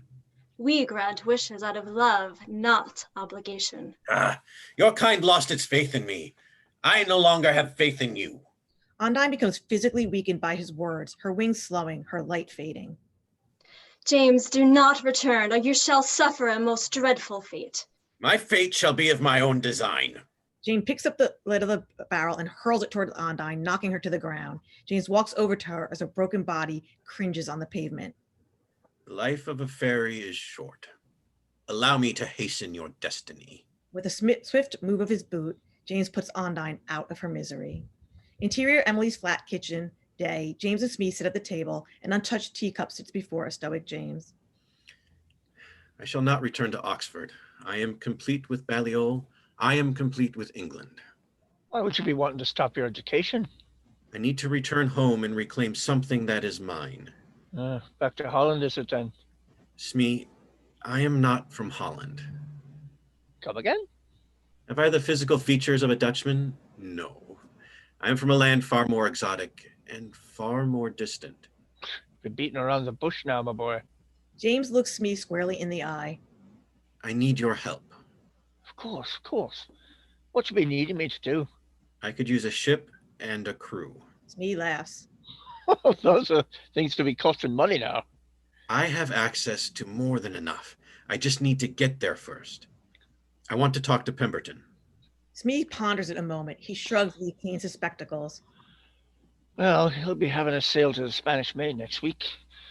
Yeah, some crew positions to fill. Come aboard with us, and we can talk about a charter to follow. James nods. Exterior apartment building day. James and Chaz approach an apartment building and enter. Interior hallway outside Bernard's flat day. James hurries up a staircase and knocks on a door. A moment later, Chaz follows. Bernard answers. James. Do you stand by your word that you are loyal forever to me? Of course. Then pack your necessities. I'm about to change your life. Exterior dock the Stoughton day. Smee, James, Chaz, and Bernard load some gear up on the ramp to the ship. James does not hesitate. On your sea legs, did you? No, but a force against me propels me forward. Exterior the Stoughton deck day. James sets a crate down. Hello, old chum. James turns around and sees his former fellow cabin boy. Taylor, good to see you, mate. Still serving Pemberton after all these years? Aye, 'tis what I was meant for, apparently. Has he, eased up on you? Oh. Taylor looks up and sees Pemberton looking down at them from the poop deck. A young cabin boy sets down a small crate near them. Taylor turns back to James. Oh, yeah. Nothing to be worried about for years. New cabin boy, new whipping boy. Taylor heads off. James scowls. Interior the Stoughton galley night. James, Chaz, Bernard, and Taylor gather around with many of the same old crew from years past, drinking, laughing, gambling, etc. They're all quite drunk. Jukes presents James with a box of cigars. Look what I got you from our last trip to Cuba. You want one? I've never learned to smoke before. Well, you're growing up now. Try one. James takes one as Jukes lights it. James puffs on it and smiles. That's quite nice. The men laugh. He takes another puff. I think I might want to try two at once. James takes a bigger puff and begins coughing. The men laugh at it as James turns pale and runs out of the room. Exterior the Stoughton deck night. James runs out of the galley to the side of the deck. He leans over it and vomits. He stands back up, breathing heavily. He turns towards the captain's quarter as he hears muffled shouting, whipping, and crying from inside.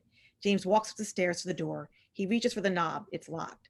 He paces back and forth for a bit as the crying grows louder. Finally, he stops, then slams himself into the door, busting it opening. Interior the Stoughton captain's quarters night. Pemberton freezes as James bursts in. The beaten cabin boy quickly runs out of the room. What the devil do you think you're doing? James looks at the wall to his left where a 17th century rapier hangs. A tinge of red fills his eyes as James leaps for the sword and plunges it straight into Pemberton's heart. Pemberton staggers to the ground, gasping for air. James sits on a chair next to him. His shirt is splattered with blood. Aye, murdering a captain. Such bad form, but protecting an innocent child. Good form. Thinking about whether it is good form or bad form? Well, that's just bad form. But overall, bringing justice to children who have cried at your hand and the sailors who have toiled at your command without proper compensation, and me, finally able to claim what is rightfully mine. Pemberton collapses to his death. Good form. Bernard, Chaz, and Taylor enter. Bloody hell. James, what did you do? James smiles. I have avenged the oppressed and secured our future. Exterior the sea day. The sun rises upon the ocean as its rays illuminate the Stoughton. Exterior the Stoughton, captain's quarters day. James remains in the chair over Pemberton's body. Chaz, Bernard, and Taylor sleep on the floor. A loud, low bell rings as the voices of the crew begin to occupy the deck. Exterior the Stoughton deck day. The crew gathers slowly, making their way to the gallery as James emerges. Chaz, Bernard, and Taylor follow. Good morning, Stoughton. The crew turns to James in shock as they see the blood upon his shirt and hand. I am sad to report that your captain is dead. However, I imagine that you all knew it was coming at some point. Smee is absolutely horrified. James, what did you do? Now, I understand there are likely proper protocols to be followed in this situation. I imagine Gentleman Starkey would now be in command. Starkey raises a keen eye. But lads, I offer you a most interesting proposition. A twofold benefit in exchange for your trust and your loyalty. One, I offer you a share in a most abundant treasure after your years of toil and undercompensation. Second, the power of a land so mystical it will exceed your imagination. Gentlemen, I offer you eternal life. The men laugh at him. Chaz steps forward. I know the thought sounds preposterous, but I assure you, James Hook has never knowingly lied a day in his life. We were children there together. Where we're from, doubloons are so plentiful, we used to use them as toys. And the island, it kept us young for decades. Smee fumbles for his confidence. I know in me heart the lads be speaking the truth. Certainly explains quite a bit. Thank you, Mr. Smee. Thank you. Mr. Turley, now gentlemen, accept my offer, and you will be rewarded in a paradise on earth. Or not, and join Pemberton in his. The men grumble. Why should we follow a murderous landlubber like you who ain't got more than a few months at sea? Because although I may appear youthful and my tangible experience is admittedly lackey, I have studied the sea long before you were born. He's drunk. The men laugh. James raises a pistol and shoots McGinnis in the chest. And gasps and drop their jaws.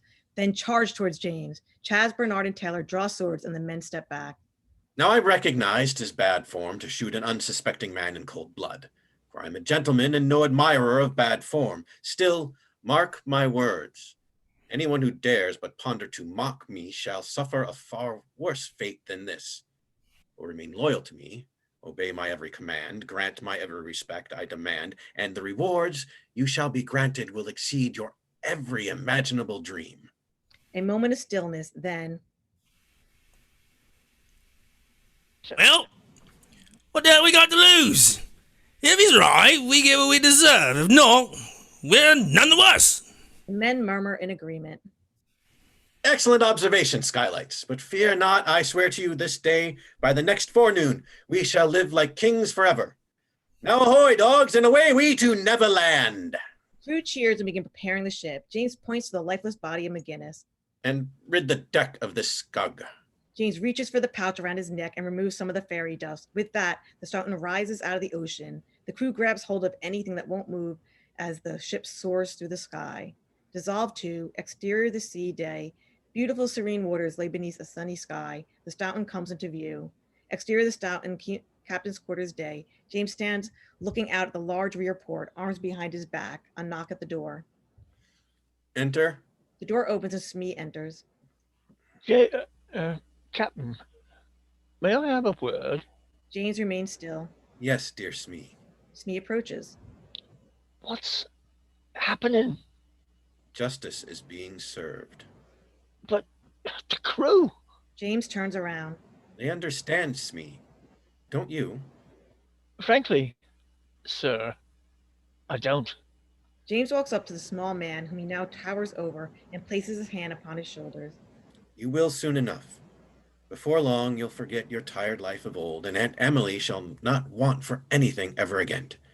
We have but one fire to extinguish. I fear what you've become, my boy.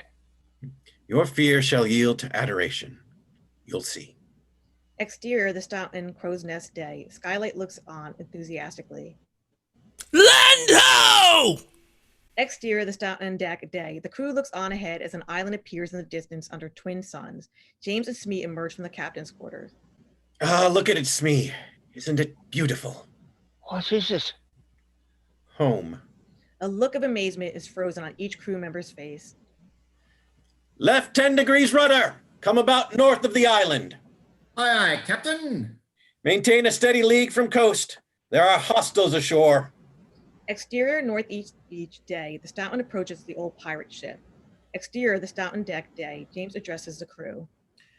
Buried in the shore of that island behind us is where our treasure is to be found.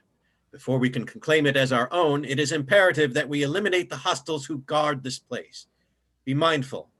They will appear youthful and small in stature, but they will be most formidable foes. Aboard this abandoned vessel, we shall find all the provisions we require for our attack. Exterior, abandoned ship day. The crew climbs over the rail into the deck of the old ship. James climbs aboard, searches the deck, and discovers the key he lost. Interior, abandoned ship below deck day. A quick montage of the crew discovering swords, guns, ammunition, etc. James approaches the locked crate, takes the key, and opens it, exposing a Jolly Roger flag. Interior, abandoned ship, captain's quarters day. The door opens and James enters. Exterior, abandoned ship. The men distribute weapons as James emerges from the captain's quarters, dressed head to toe in 17th century era attire, a blue overcoat with pants and a plumed hat to match. Our first objective is to eliminate our foe's most powerful reinforcement before they discover us. Now, who knows how to operate a cannon? Juke steps forward with a twisted smile. Exterior, abandoned ship day. James shows Juke a map of Neverland as Alf loads a cannonball into a cannon. Juke positions the cannon carefully as Chaz lights it. The cannon booms as we follow its projectile into the sky, through the air to exterior fairy village continuous. The cannonball lands upon the fairy castle, causing an explosion, which levels the entire village. Fairies fly out of their dwellings, most of them falling to their death.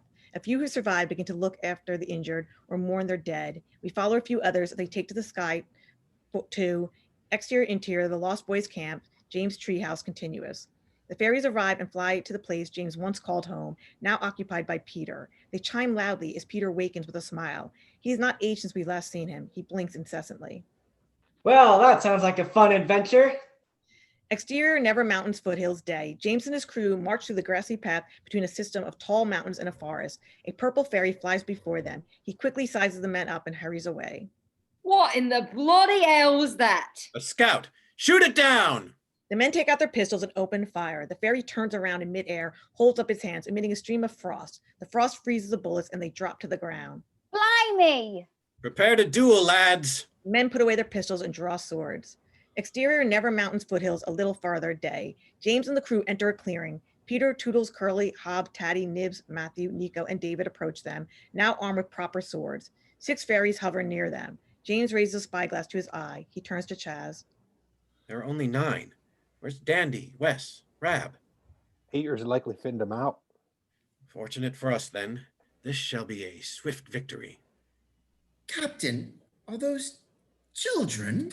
By appearance, yes. By age, no. By nature, they are gay and innocent and heartless, and they must be stopped. James, are you sure you know what you're doing? Did you not see the terrible magic performed by that tiny demon? We are dealing with a very powerful evil here, and the leader of these children is the harbinger of death itself. The men and the boys approach each other and face off. What is your business here? I don't allow grown-ups. Peter the Pan. Cocky as ever. Who are you? Oh, Peter. Do you remember your old father, do you not? From the mainland? No, Peter. From this place. Your captain, your trusted guide. It is I, James. You of the older lost boys turn to each other in disbelief. No, it can't be. Peter looks at James angrily and begins breathing quickly. I know naught of a James. Then you shall know me now, and shan't again forget the name of James Hook for the rest of your very short life. James draws his rapier. The men and boys follow suit and meet each other in epic clash. The boys outnumbered 20-9. The fairies intervene, dueling with their own tiny sabers, using what defensive magic they can, causing the boys to fly so the men can't get clear stab, knocking pistols and swords out of the men's hands, causing their swords to burn or freeze the men's hands, sending blasts of energy that throws some of the men several feet through the air. James and Peter duel. Both are faster, more intense. Peter fights with a sense of rawness compared to James' classical training. Hook's every swing is met with a deliberate block, infuriating him. Peter laughs with delight. What amuses you, boy? Why, the challenge, of course. I've never fought anyone so good. I am flattered, and I have yet to display my best. Then I should show you mine. Peter swings harder, faster, and with more precision. James struggles to retaliate. Peter is truly a worthy opponent. Where have you learned these maneuvers? The fairies were staunch allies. James fights with more rage, back with more rage. Toodles and Chaz duel. Toodles defends himself fearfully. Chaz stares him down as he attacks. Just like our pirate games of old, eh, Toodles? Chaz? And ever faithful to my captain, unlike you traitors. Toodle trips over a large root. Chaz raises his sword high above his head, about to deliver a fatal blow, until the sword shoots straight up into the air, nearly taking him with it. He looks up to see a white fairy casting his sword far out of his reach. Peter sees Toodles go after the unarmed Chaz and speeds towards Toodle. Peter attacks. Toodle defends himself. What are you doing? The fairies are muddling it up. It's not a fair game. Peter! He swings hard at Peter. This is not a game! Peter lowers his sword in confusion. Look out! James runs up behind Peter. Peter turns, ducking James' furious swing. James takes another, and Peter flies over him. Bad form, you coward! Come back here! Bernard and David, neither are very skilled, swinging their weapons more slowly. David is still quite young, and Bernard fights as if he's not sure why he's fighting a child. Smee and a purple fairy. Smee has a hard time taking aim as the fairy darts back and forth. Stay still, little bug. Johnny Corkscrew wants to say hello. The fairy dives below Smee's swings and stabs Smee in his plump ribcage. James sees Smee's double over in pain as the fairy dashes it for another strike. He rushes over and swats at the fairy with his sword. The fairy tumbles through the air like an injured fly. Peter swoops over James, swishing his sword about. James deflects the blows. Peter lands and they duel around the base of a large tree. James steps into a large root. Peter flies over him. The purple fairy returns and dives towards James, flying straight for his heart. James immediately points his sword forward, plunging it into the attacking fairy. Angered, Peter attacks James more aggressively. Nibs and Gentleman Starkey. The boys move quickly with acrobatic flair around the older sailor. Starkey fights with a sense of elegance. Chaz and the White Fairy. Chaz keeps a tight grip for his weapon as the fairy tries to disarm him again. For a moment he fights while airborne himself. As he lands, the fairy slashes at his face, brutally ripping off an enormous amount of skin off his left cheek and half of his lips, blood gushing everywhere. Chaz covers his wound and retreats, running past James and Peter. James turns to fight the White Fairy and Peter simultaneously. James gets a good stab at the fairy, who remains stuck at the end of his blade. James slides it off with his boot. Peter goes in fast after James. Hob and Seiko, the large Italian man, looms menacingly over the lanky boy. Two fairies dive for Seiko's legs, tripping him. Curly and Jukes lead the fight away from the foothills. The heavily tattooed man easily overpowers the smaller adversary. Exterior Kids Creek Day. The battle slowly advances toward the banks of the creek. Alf and Mullins fight a blue fairy as she darts between them, nearly causing the sailors to duel each other. Nico and Skylights. The young lookout fights clumsily. The tiny boy masters his sword far better than his opponent. Nico's blade slices into Skylight's eye. Skylight runs off screaming. Matthew and Fogarty, two very worthy opponents, but the old sailor is more skilled. He disarms the boy, then moves in for the kill.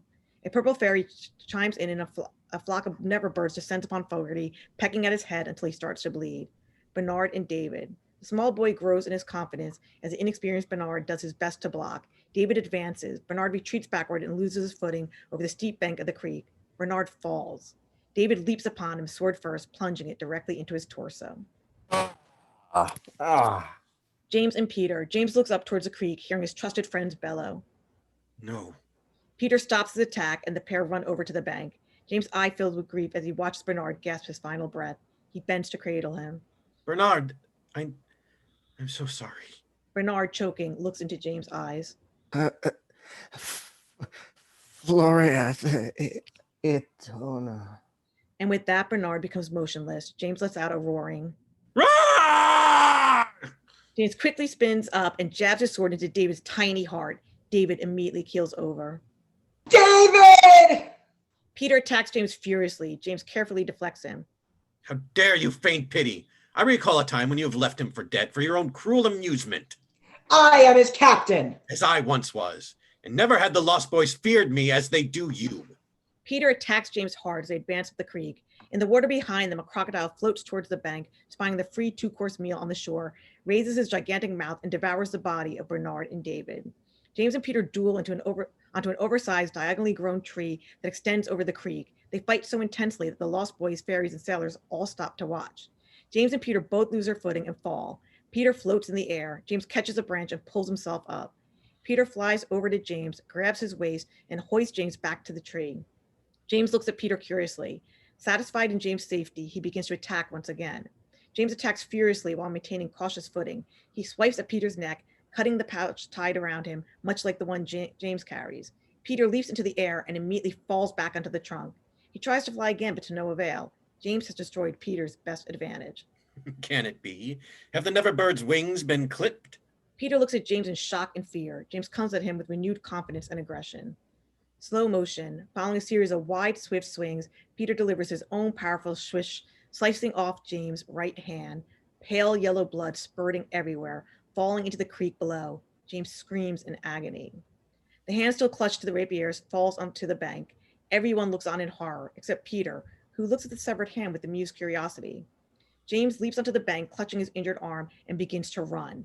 Behind him, the crocodile leaps out of the water, mouth agape, its snout covered in yellow blood. James turns in horror at the mammoth reptile, and he and the other men retreat from the banks. The fairies gather the Lost Boys and fly them to safety. Peter leaps down to the bank, grabs James' former appendage, and tosses it down the croc's gullet. The beast's jaws crash shut with a giant chomp. Back to normal. The crocodile licks his chops and turns back to the water. James and the men flee back to the foothills. Peter looks over and notices a young cabin boy from the ship peering out from behind a tree, nearly frozen in disbelief. Peter walks over to him. Hello, where'd you come from? The boy points towards the direction of the men. Have you a name? The boy nods his head. Splendid thing to have a name. What is it? They call me Slightly. Peter smiles. Well, Slightly, how would you like to live with us? Slightly nods. Peter smiles and nods back at him. Slightly smiles back. Dissolved to exterior coast of the far island night. The Stoutman, now renamed the Jolly Roger, its black flag flying high, sits anchored near the small island across from the northeast beach under the 3 moons.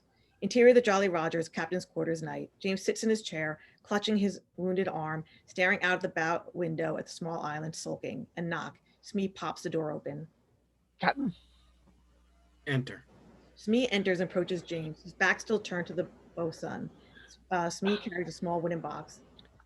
The men be wondering about our agenda. Assure them that I will not break my promise. We shall take our treasure in the morn, but first I need their assurance that they will remain with me in Neverland. Captain? I require their assistance in destroying the diabolical codfish who disfigured me. Only then will they be rewarded. Aye, Captain. Speaking of that, I have something for you fashioned. James slowly revolves it in his chair to face Smee. Methinks it be worthy of your name. Smee opens the box to reveal a rudely crafted yet elegantly simplistic apparatus made of a polished tin can and a large hook affixed to it. May not give you much in the way of dexterity, but it certainly gives you character. James looks at the hook. He is at once pensive, grateful, and devastated. He begins to weep. Captain, I can make you something else. James wipes his tears, offering a cold, sad smile. No, Mr. Smee. It's perfect. Dissolved to exterior town of Eton, night. Establishing shots of town asleep. Shadowy figure dressed in Etonian pop garb and top hat stumbles drunkenly across a dark street. Exterior Eton College, night. The man quietly enters the campus. Interior hallway outside pop meeting room, night. The figure puts his left hand inside his tailcoat pocket, removes a key, and unlocks the door. Interior pop meeting room, night. A wall decorated with photographs of former pops over the years, including Simon, Tim, and the other pops we have met. We come upon a framed photo of James. The hook smashes the glass covering the photo and tears it from the frame. Interior pop meeting room, night. James' hand and hook flip through a filing cabinet. He comes across a series of documents and shreds them with his hook. Interior pop meeting room, night. James opens a large book of handwritten records. He flips through them, pausing at a page and rips it out. Exterior Eton College, night. James stumbles drunkenly across the campus. A sidewalk glance, a cafe smile. Dissolved to exterior, the Jolly Roger deck, night. Smee stands on the deck looking at the 3 moons as he wipes his spectacles. A fleeting face flashed in the mind's eye. Dissolved to exterior fairy village, night. The fairies work to rebuild their home. This angelic vision appears too frequently not to notice. Dissolve to exterior, the Jolly Rogers, sailor's quarters night. Chaz lies in a hammock, his face half bandaged. Next to him, Skylight sleeps. An eye patch covers his wound. Yet still to speak, I dare not try.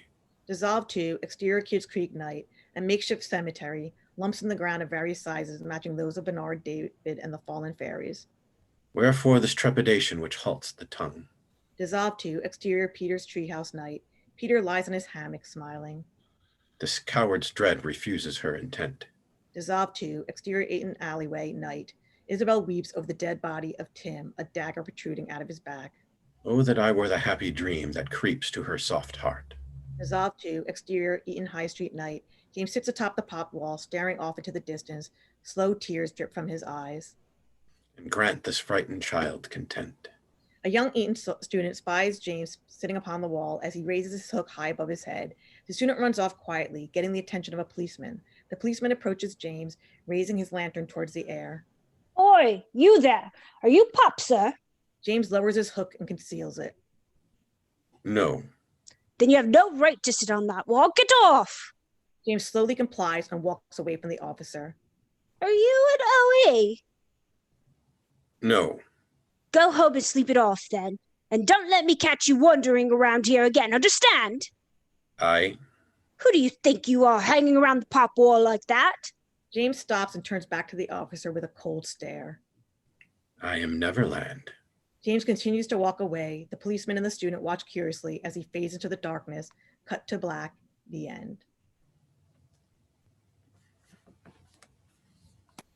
All right, thank you, everybody. Okay, so why don't we take a 5-minute break? And if you'd like to stick around for the question and answer, we'll come back on at 4:09.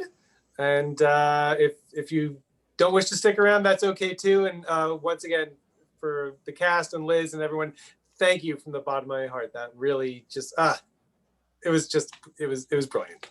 You guys are amazing. Thank you. Yay.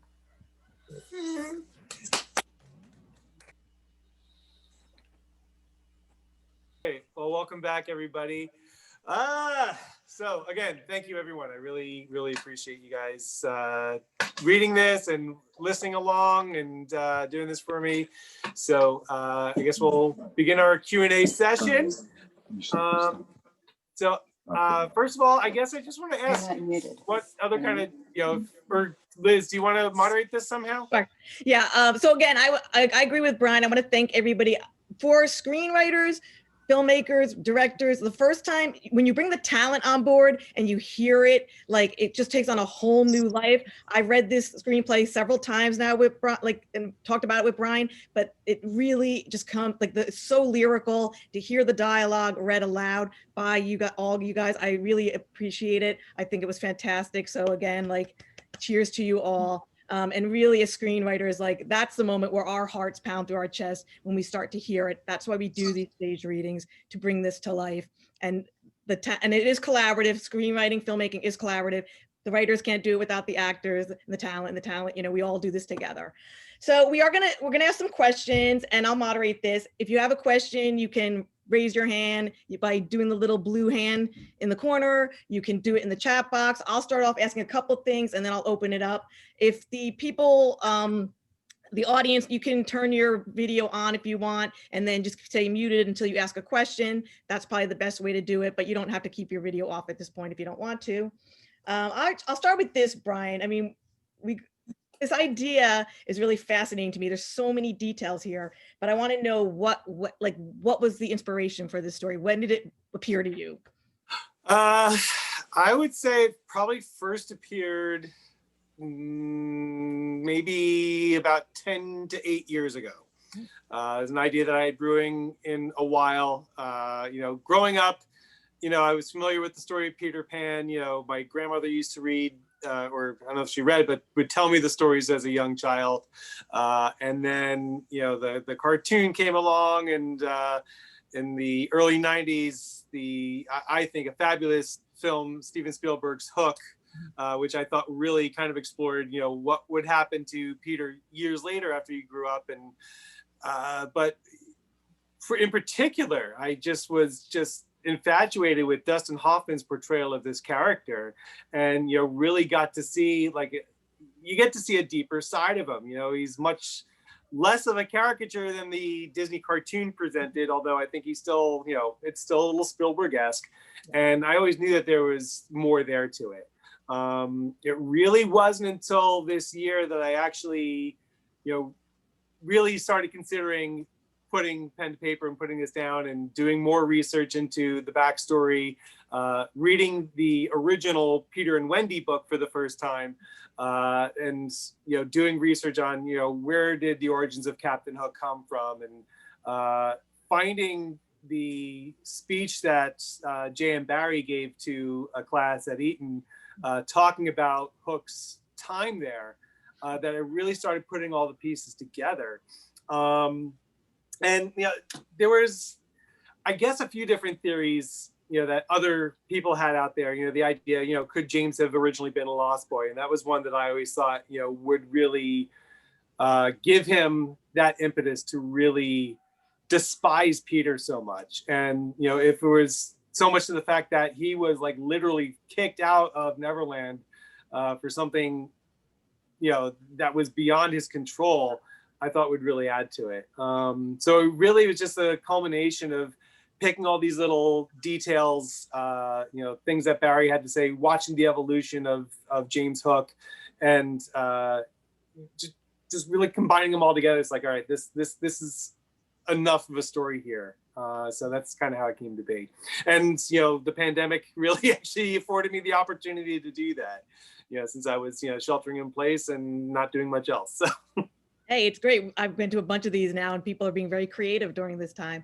Yeah. So I think it's also an interesting time period because we're seeing this emergence of origin stories and backstories for these villains, and they're coming to life. What is it about the villain? Do you see him as the hero, or is Peter Pan the villain in your story? What do you think about flipping that? Yeah, well, I mean, again, if I go back to the original book that J.M. Barrie wrote in 1911, where it really describes Peter as, being rather mischievous. I think at this point, he's probably taken on a certain sense of responsibility, but, he was definitely a wild card. I mean, as he's flying with Wendy and her brothers, he would let them fall at some point in time until they hit the water, and then he would go and save them. And it's he really was being that cruel for his own amusement. And James himself, as Barrie described him, was not completely unheroic. And so I really thought that was something that should be explored deeper. And, I really wanted to create this arc where, what if James started off something completely different than what he ends up being? And that is, this warm, nurturing, caring, loving leader of the Lost Boys. Yeah. So, to me, it's all part of that arc, It's an interesting arc, and I know that's the kind of arc that actors, the talent, love to play, that story that the character who starts in one place and ends up in another, such a juicy role. Can you talk a little bit about how long it took you to write this? Yeah, I think once I finally started writing it, I was doing a lot of writing and research at the same time, but it took me probably a course of 5 to 8 weeks to put it all together, between, initially starting and having that first draft complete, and then lots of tweaking here and there in between then. But that's not a lot of time. I mean, that's pretty quick, I'd say. For people who don't write, that's fairly quick. And it seems like you must have done a lot of research. I apologize because I stumbled over a lot of the pronunciations. I'm not good with all of these British terms. But so what kind of research did you do into that? Or was that just from the original papers that you looked at? Yeah, there's a lot of research I did on Eton College. Just to see, what was it like there? What's the history of the school? What do the students go through? What is this wall game all about? And if hearing the wall game was confusing to you, then good, I've done my job, because it is a very confusing game. But I do encourage you to go on YouTube and look up videos on the Eton wall game. It's really that crazy.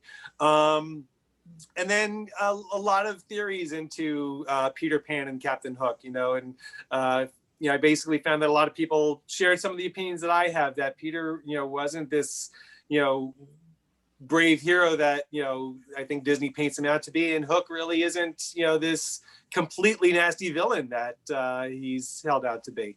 So there was a lot of that. There was a lot that I had to look into as far as, what are the etiquette and protocol of fencing. And even like the history of piracy as well, because that's something that I had to look at as well. It's like, well, when would this story take place? And it's alluded to that James had this history with Blackbeard, which was in the mid 1700s. But if you look at what Barry speaks about, saying that, he had spoken to Aunt Emily and there were photographs of James. I'm like, well, then that must have meant that he must have been around in the, mid to late 1800s. So I had to figure out, well, how do I tie, those inaccuracies together? I'm like, oh, well, we'll make that part of this play that he did with the Lost Boys as a child. So that kind of, I really wanted to do my best to tie up all the loose ends as far as that goes.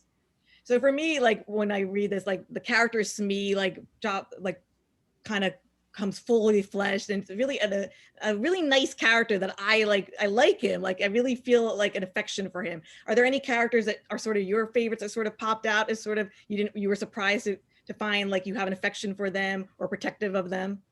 Smee was definitely great. I never even realized until I read the book that he was Irish. I think he's always portrayed as being British. So I'm like, oh, that's something that's got to go in. The character of Chaz, I think, was really good.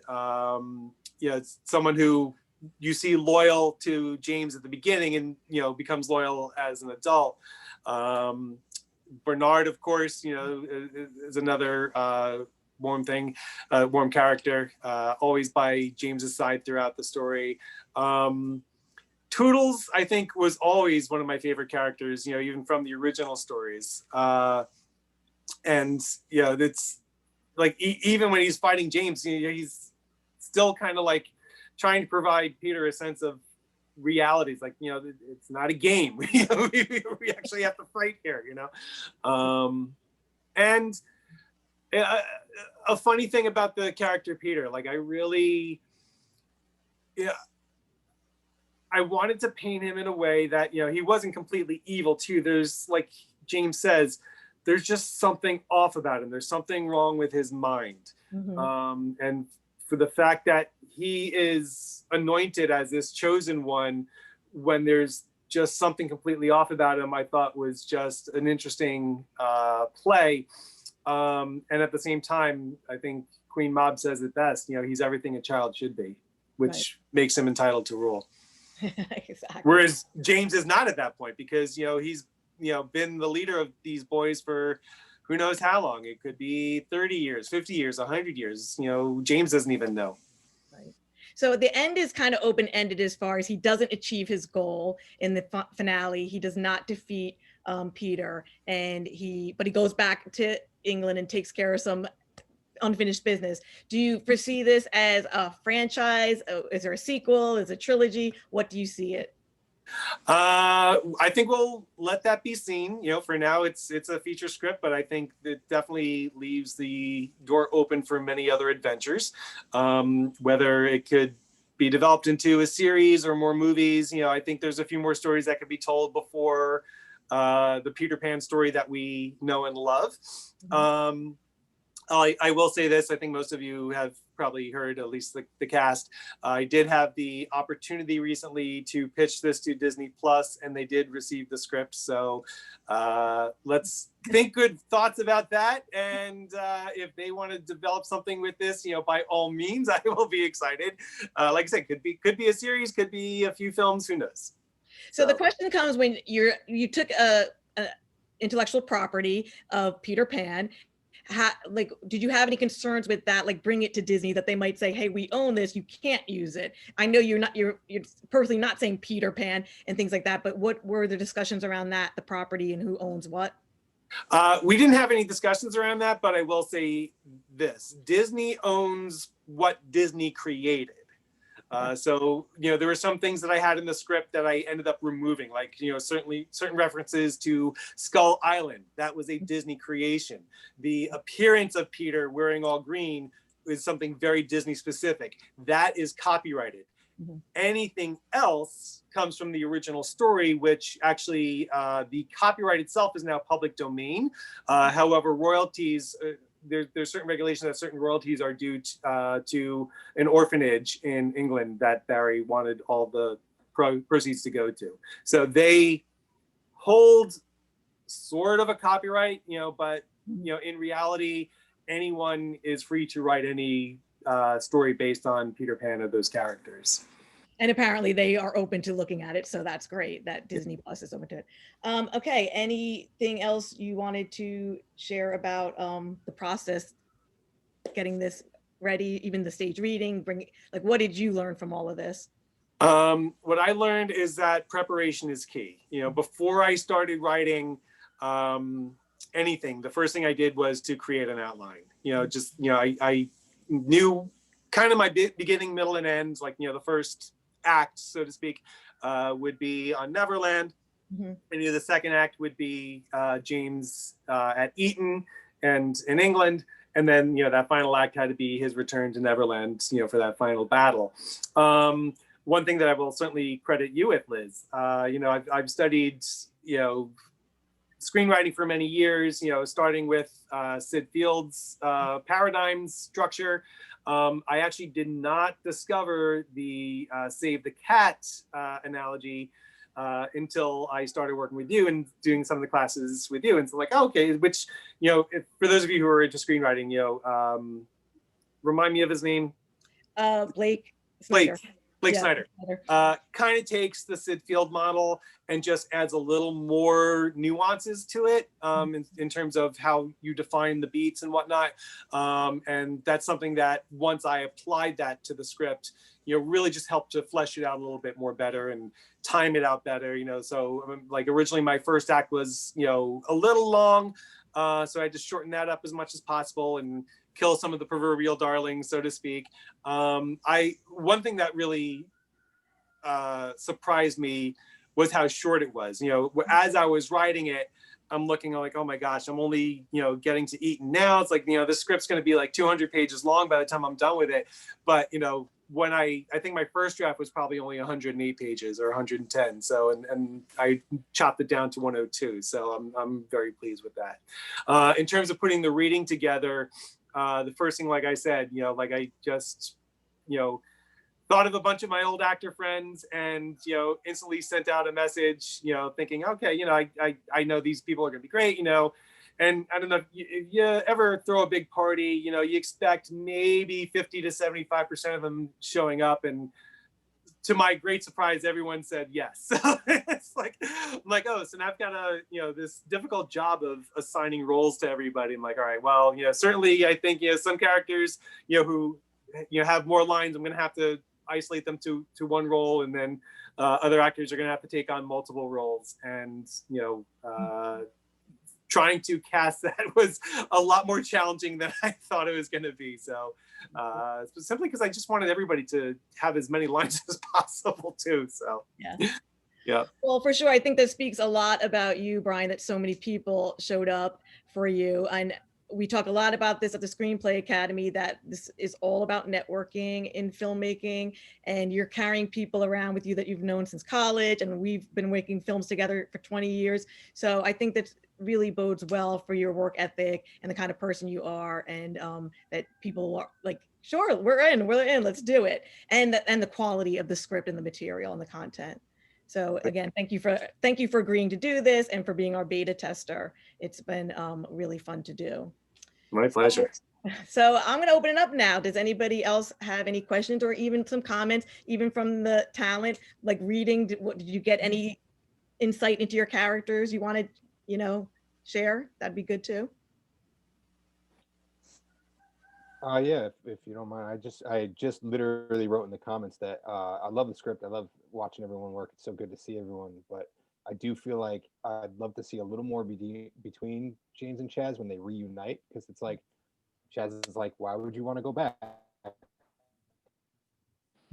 took like no convincing and they're together and on their way. And I was like, I'd love to see that conversation. That's great. And this is what I talked a lot with the screenwriters. The other reason we have talent read our scripts is because when they're reading their parts, they're so looking for like that full arc for each individual role, which is great because then there are no small roles. And as screenwriters, we go back and we're like, oh yeah, we kind of, we want to have all the payoffs in there. So that's a great comment. This is why we do this. Anyone else? I'll just add on to that as well. I would like to see if I can work in more of James and Chaz in the beginning as well to make Chaz a more stronger character, which means that I would have to find something to take out perhaps to fit that in, or it could be something simple as a line or two. So, but I wanted to make Chaz a stronger character from the beginning. Okay. So our TikTok Croc and Tinkerbell, those are all Disney creations? No, those were Barry creations. I think at this point, the crocodile has not swallowed the clock yet, and Tinkerbell has not yet been born. Because I thought James was afraid of the crocodile because he always knew the crocodile swallowed his arm because he had the clock following him, or was that chronologically backwards? I think it's chronologically backwards. I think he fed it to the, in my interpretation, I don't think it was ever made clear. But yeah, he swallows the hand first. Fortunately, he also swallowed a clock at some point so that James can hear him whenever he approaches. And that, of course, becomes, quite a metaphor of, time chasing after us. Yeah, that's good. I've always been impressed by that clock that the crocodile eats because it's clearly a perpetual motion machine that never, ever runs down and never needs winding. Well, maybe that can be implemented in a future sequel if it ever happens. Yeah, sure. That's hilarious. That's brilliant. I love it. And with Tinkerbell, maybe she could be born towards the end of maybe a sequel if it were to ever be made. It's a good point. Yeah, because I remember Undine was something we read in college as the water fairy play, right? Yeah. That's Undine with a U, not a no. Interesting. You brought her into this one. And interesting that she saves him from the water, which was one of the last minute changes that I made recently too. So it's funny how that worked out. Nice. Does anybody else have any questions for Brian?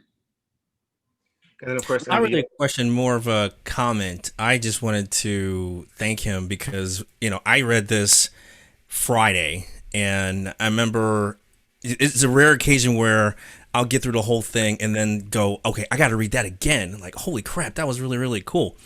And it's really interesting to see exactly what you said, where James starts as like a loving, nurturing, doting, almost like a parent, to evolve into a really sinister, downright cutthroat character, and to see the progression that he goes through. And I love the fact that it's got that dark element to it where, like fairies get killed. So this is not your typical Peter Pan story. So it's definitely, if it's going to get made into a movie, like a PG-13 rating. But I just thought it was really cool. And to see all the different little characters that he encounters all the way through till the end. And then the references from when they're as kids sword fighting to when they're doing it for real by the end. So just kudos to you, man. I'm really happy that I was part of this. Thanks, Mike. I really appreciate that. Yeah, it was what you just said was everything that I was intending it to be. So I really, it means the world to me. Thank you. And it's also good to welcome all my former castmates in another really cool production too. So it's really good to see some of you guys I haven't seen since college, and it's amazing that one of the side benefits to a pandemic is we get to work together again. Yeah, right. You're here. Dovetailing off of the gore, I'll put air quotes around it. Is the yellow blood, apologies, I'm not as up on it. Is that a Barry thing, or is that something you put in there? Oh, that is totally a Barry thing. Thank you. That and his fear of water as well, which interesting. I always thought it was very interesting. It's like, wow, how does someone who's afraid of water become captain of a ship? And even in the book itself, it still says, he still is very afraid of water. Like as he's going on, he's very cautious not to get wet at all.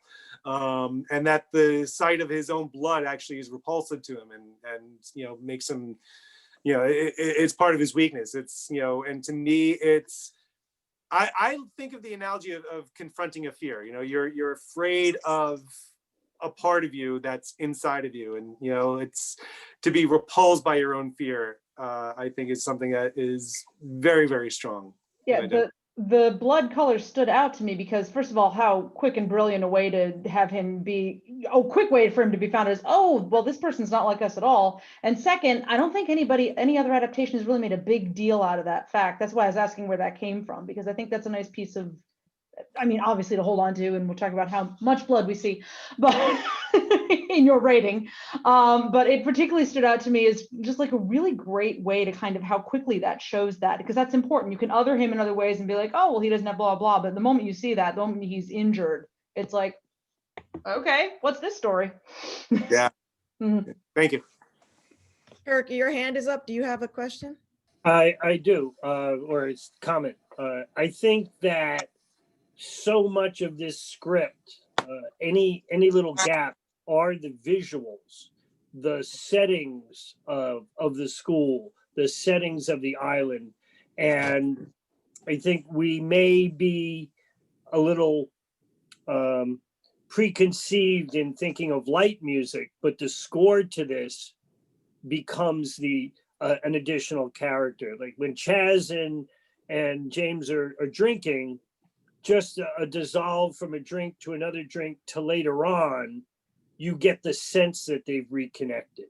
The fight scenes are not, it's more like, and that's one thing that I liked about it. I started to read it, Brian had not prefaced it, and I actually got a little agitated by about 10, 15 pages in going, hey, wait a minute. And I stopped and did my research and found out what was copyrighted and what wasn't. Moving forward from that, I almost want to preface to people that it's a twist on a backstory, because then you can relax and get into how dark or intense it can be. And I think that's the really cool part. Thanks, Kirk. David, you have your hand up. Yeah, I just wanted to say, what I really like how he made the the bully of fencing say that like his blood was weird and disgusting. It just emphasizes the thought that he's a bad guy. Mm-hmm. Thanks. Yeah. Did you feel sad when David got stabbed? Oh, totally. I feel like that really shouldn't have happened. Yeah. What's interesting too, for those of you who are, very knowledgeable about Peter Pan and J.M. Barrie's and his origins, a lot of the names that I ascribe to the Lost Boys come from J.M. Barrie and the Llewellyn Davies children, as some of the characters originally took on those names. Peter, of course, and Michael, but Nico was also one of the Llewellyn Davies children, and one of the impetuses of inspiration for J.M. Barrie was that he did have a younger brother, or maybe his older brother, I think, named David, who had died. And, I think in part of Barry's mind, David lived on as this lost boy child who would help other quote unquote lost children or children who had passed away move on to heaven. So to honor that story, that's why I came up with this character of David. And, the original David died, so this child had to die as well. Named after your Brutal. son. Right. I thought David would just be the perfect actor to play him. So that's great. So, I mean, I saw comments in here about the acting being great again. I have a question for the talent. We are going to do more stage readings. Would you guys be interested in doing this again for us? Yes. Yes. Absolutely. Yeah, absolutely. Yeah, 100%. Yes. Sounds good. Sorry, it took me a minute to I'll have to talk to my agent and see what my calendar looks like in the Come on, future. As long as your masterful microphone comes, you're welcome anywhere. It's cold up I in thought I saw Chicago. your What agent else are you was doing? signed on. Can we just ask her right now? Anka? Let me look at my calendar here. Yeah, I think I'm good. I love how everyone unmuted almost at the same time. They're like, yes, absolutely. It was awesome. Good stuff. I know we're all looking for creative stuff right now. I'm just glad that I have my first, it's Zoom, not Noom. I keep calling it Noom. I know it's not Noom, it's Zoom. Zoom You is guys, I program. Don't eat the Zoom. And Sitting on a video conference call will not help you lose weight. So. Totally. I've been drinking beer. No, but sitting on a video conference call, you don't have to wear pants. This is different kind of theater. Well, I do thank everybody. I think this went really smoothly. I didn't see any glitches on my end, so I hope everybody was able to hear everything and see everything. So I'm really happy about that. Again, I'll open up for any more comments or questions. Question. Go ahead. Yeah, I was just wondering who's a professional actor, because it really seemed professional, and it made a huge difference, because I mean, Yeah, a lot of hands raised. how many hands? Boom, boom, boom, boom. Yeah. So there are real act. That's why it was so good too. I mean, it made it special. I'll say this: there are some of them out there who are acting as a profession. Other ones who, in addition, I think they're all doing it for a passion.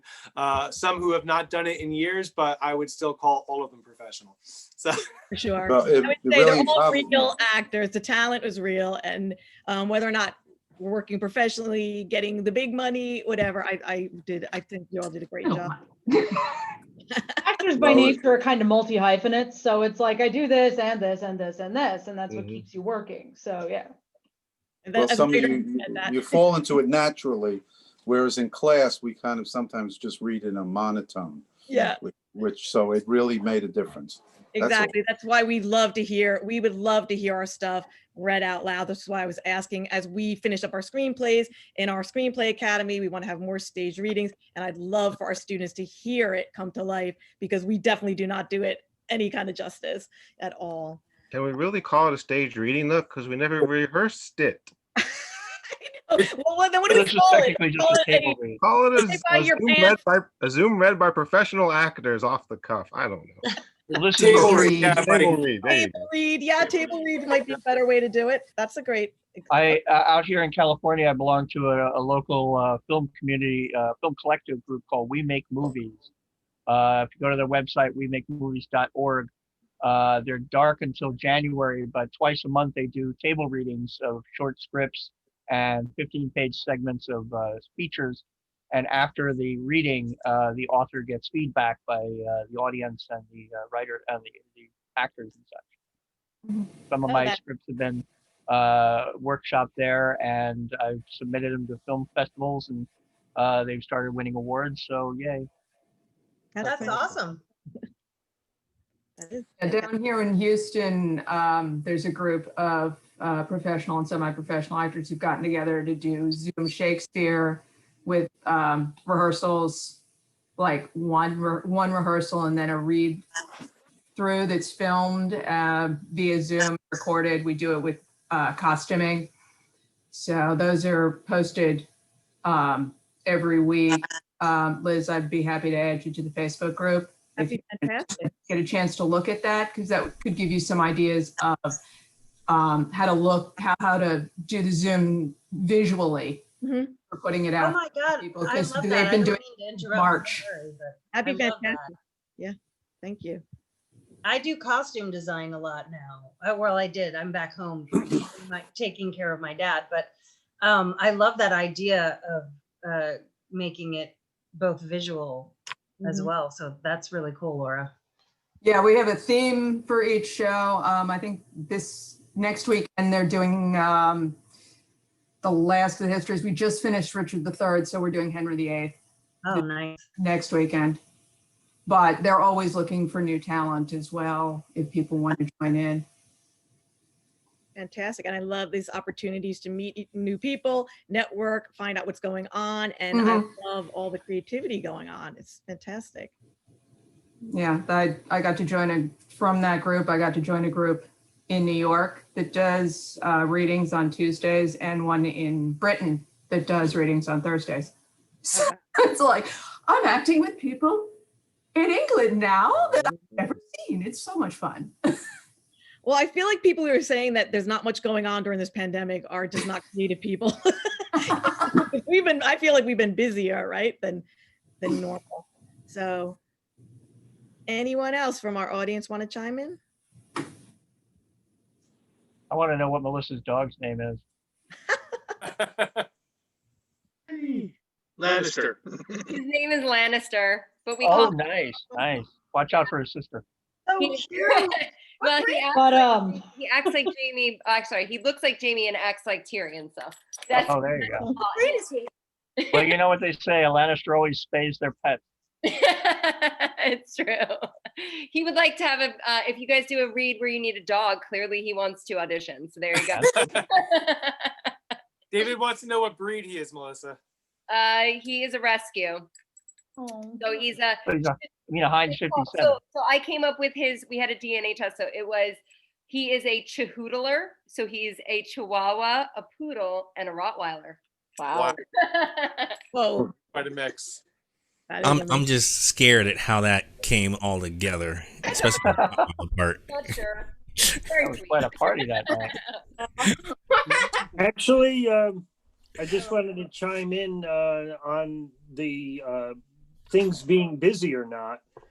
And I know Brian through Dee Wallace and that acting in energetic community.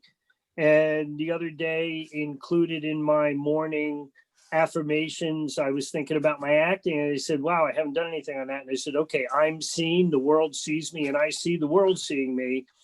And that day while doing some house maintenance, I got a text saying, we want to feature you on, and it's a primetime show. And I sent in photos and it came back. And I'm also, I just want to throw a word out there to Michael Jeremiah. I don't know if he got to tune in on here, but he's another good friend that shared a script with me that was just as compelling as both of Brian's scripts that I've read. And it was, Michael Jeremiah has done a piece called The Lunatic that I'm in.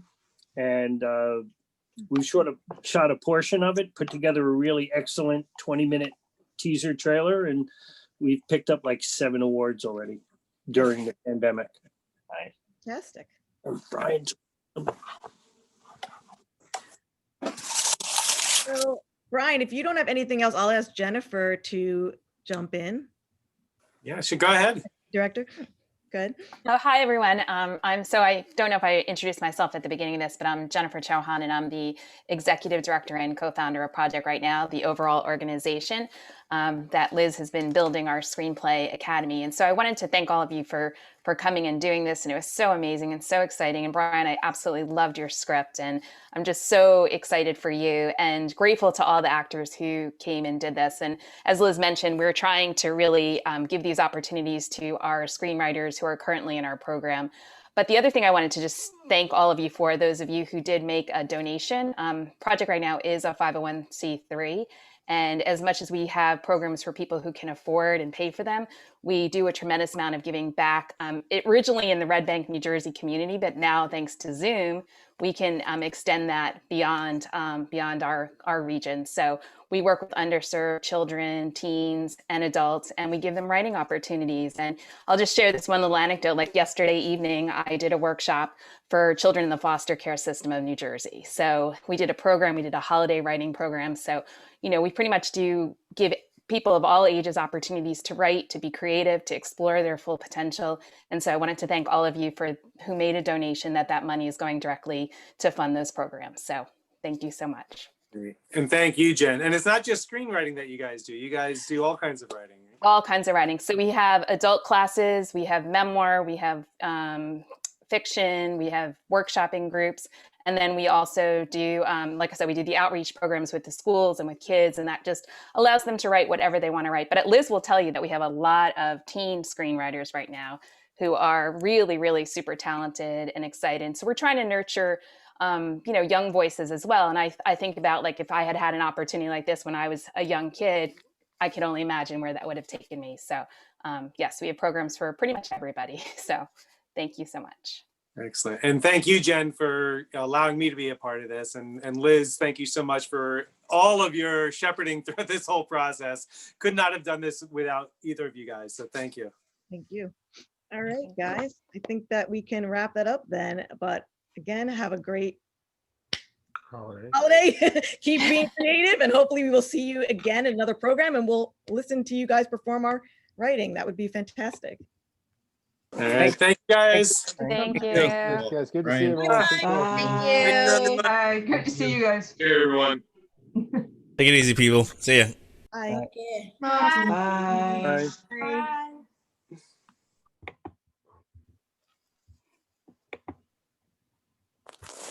Thank you, Jennifer. Bye. Bye. Thank you. Bye. I'm Michael's older sister.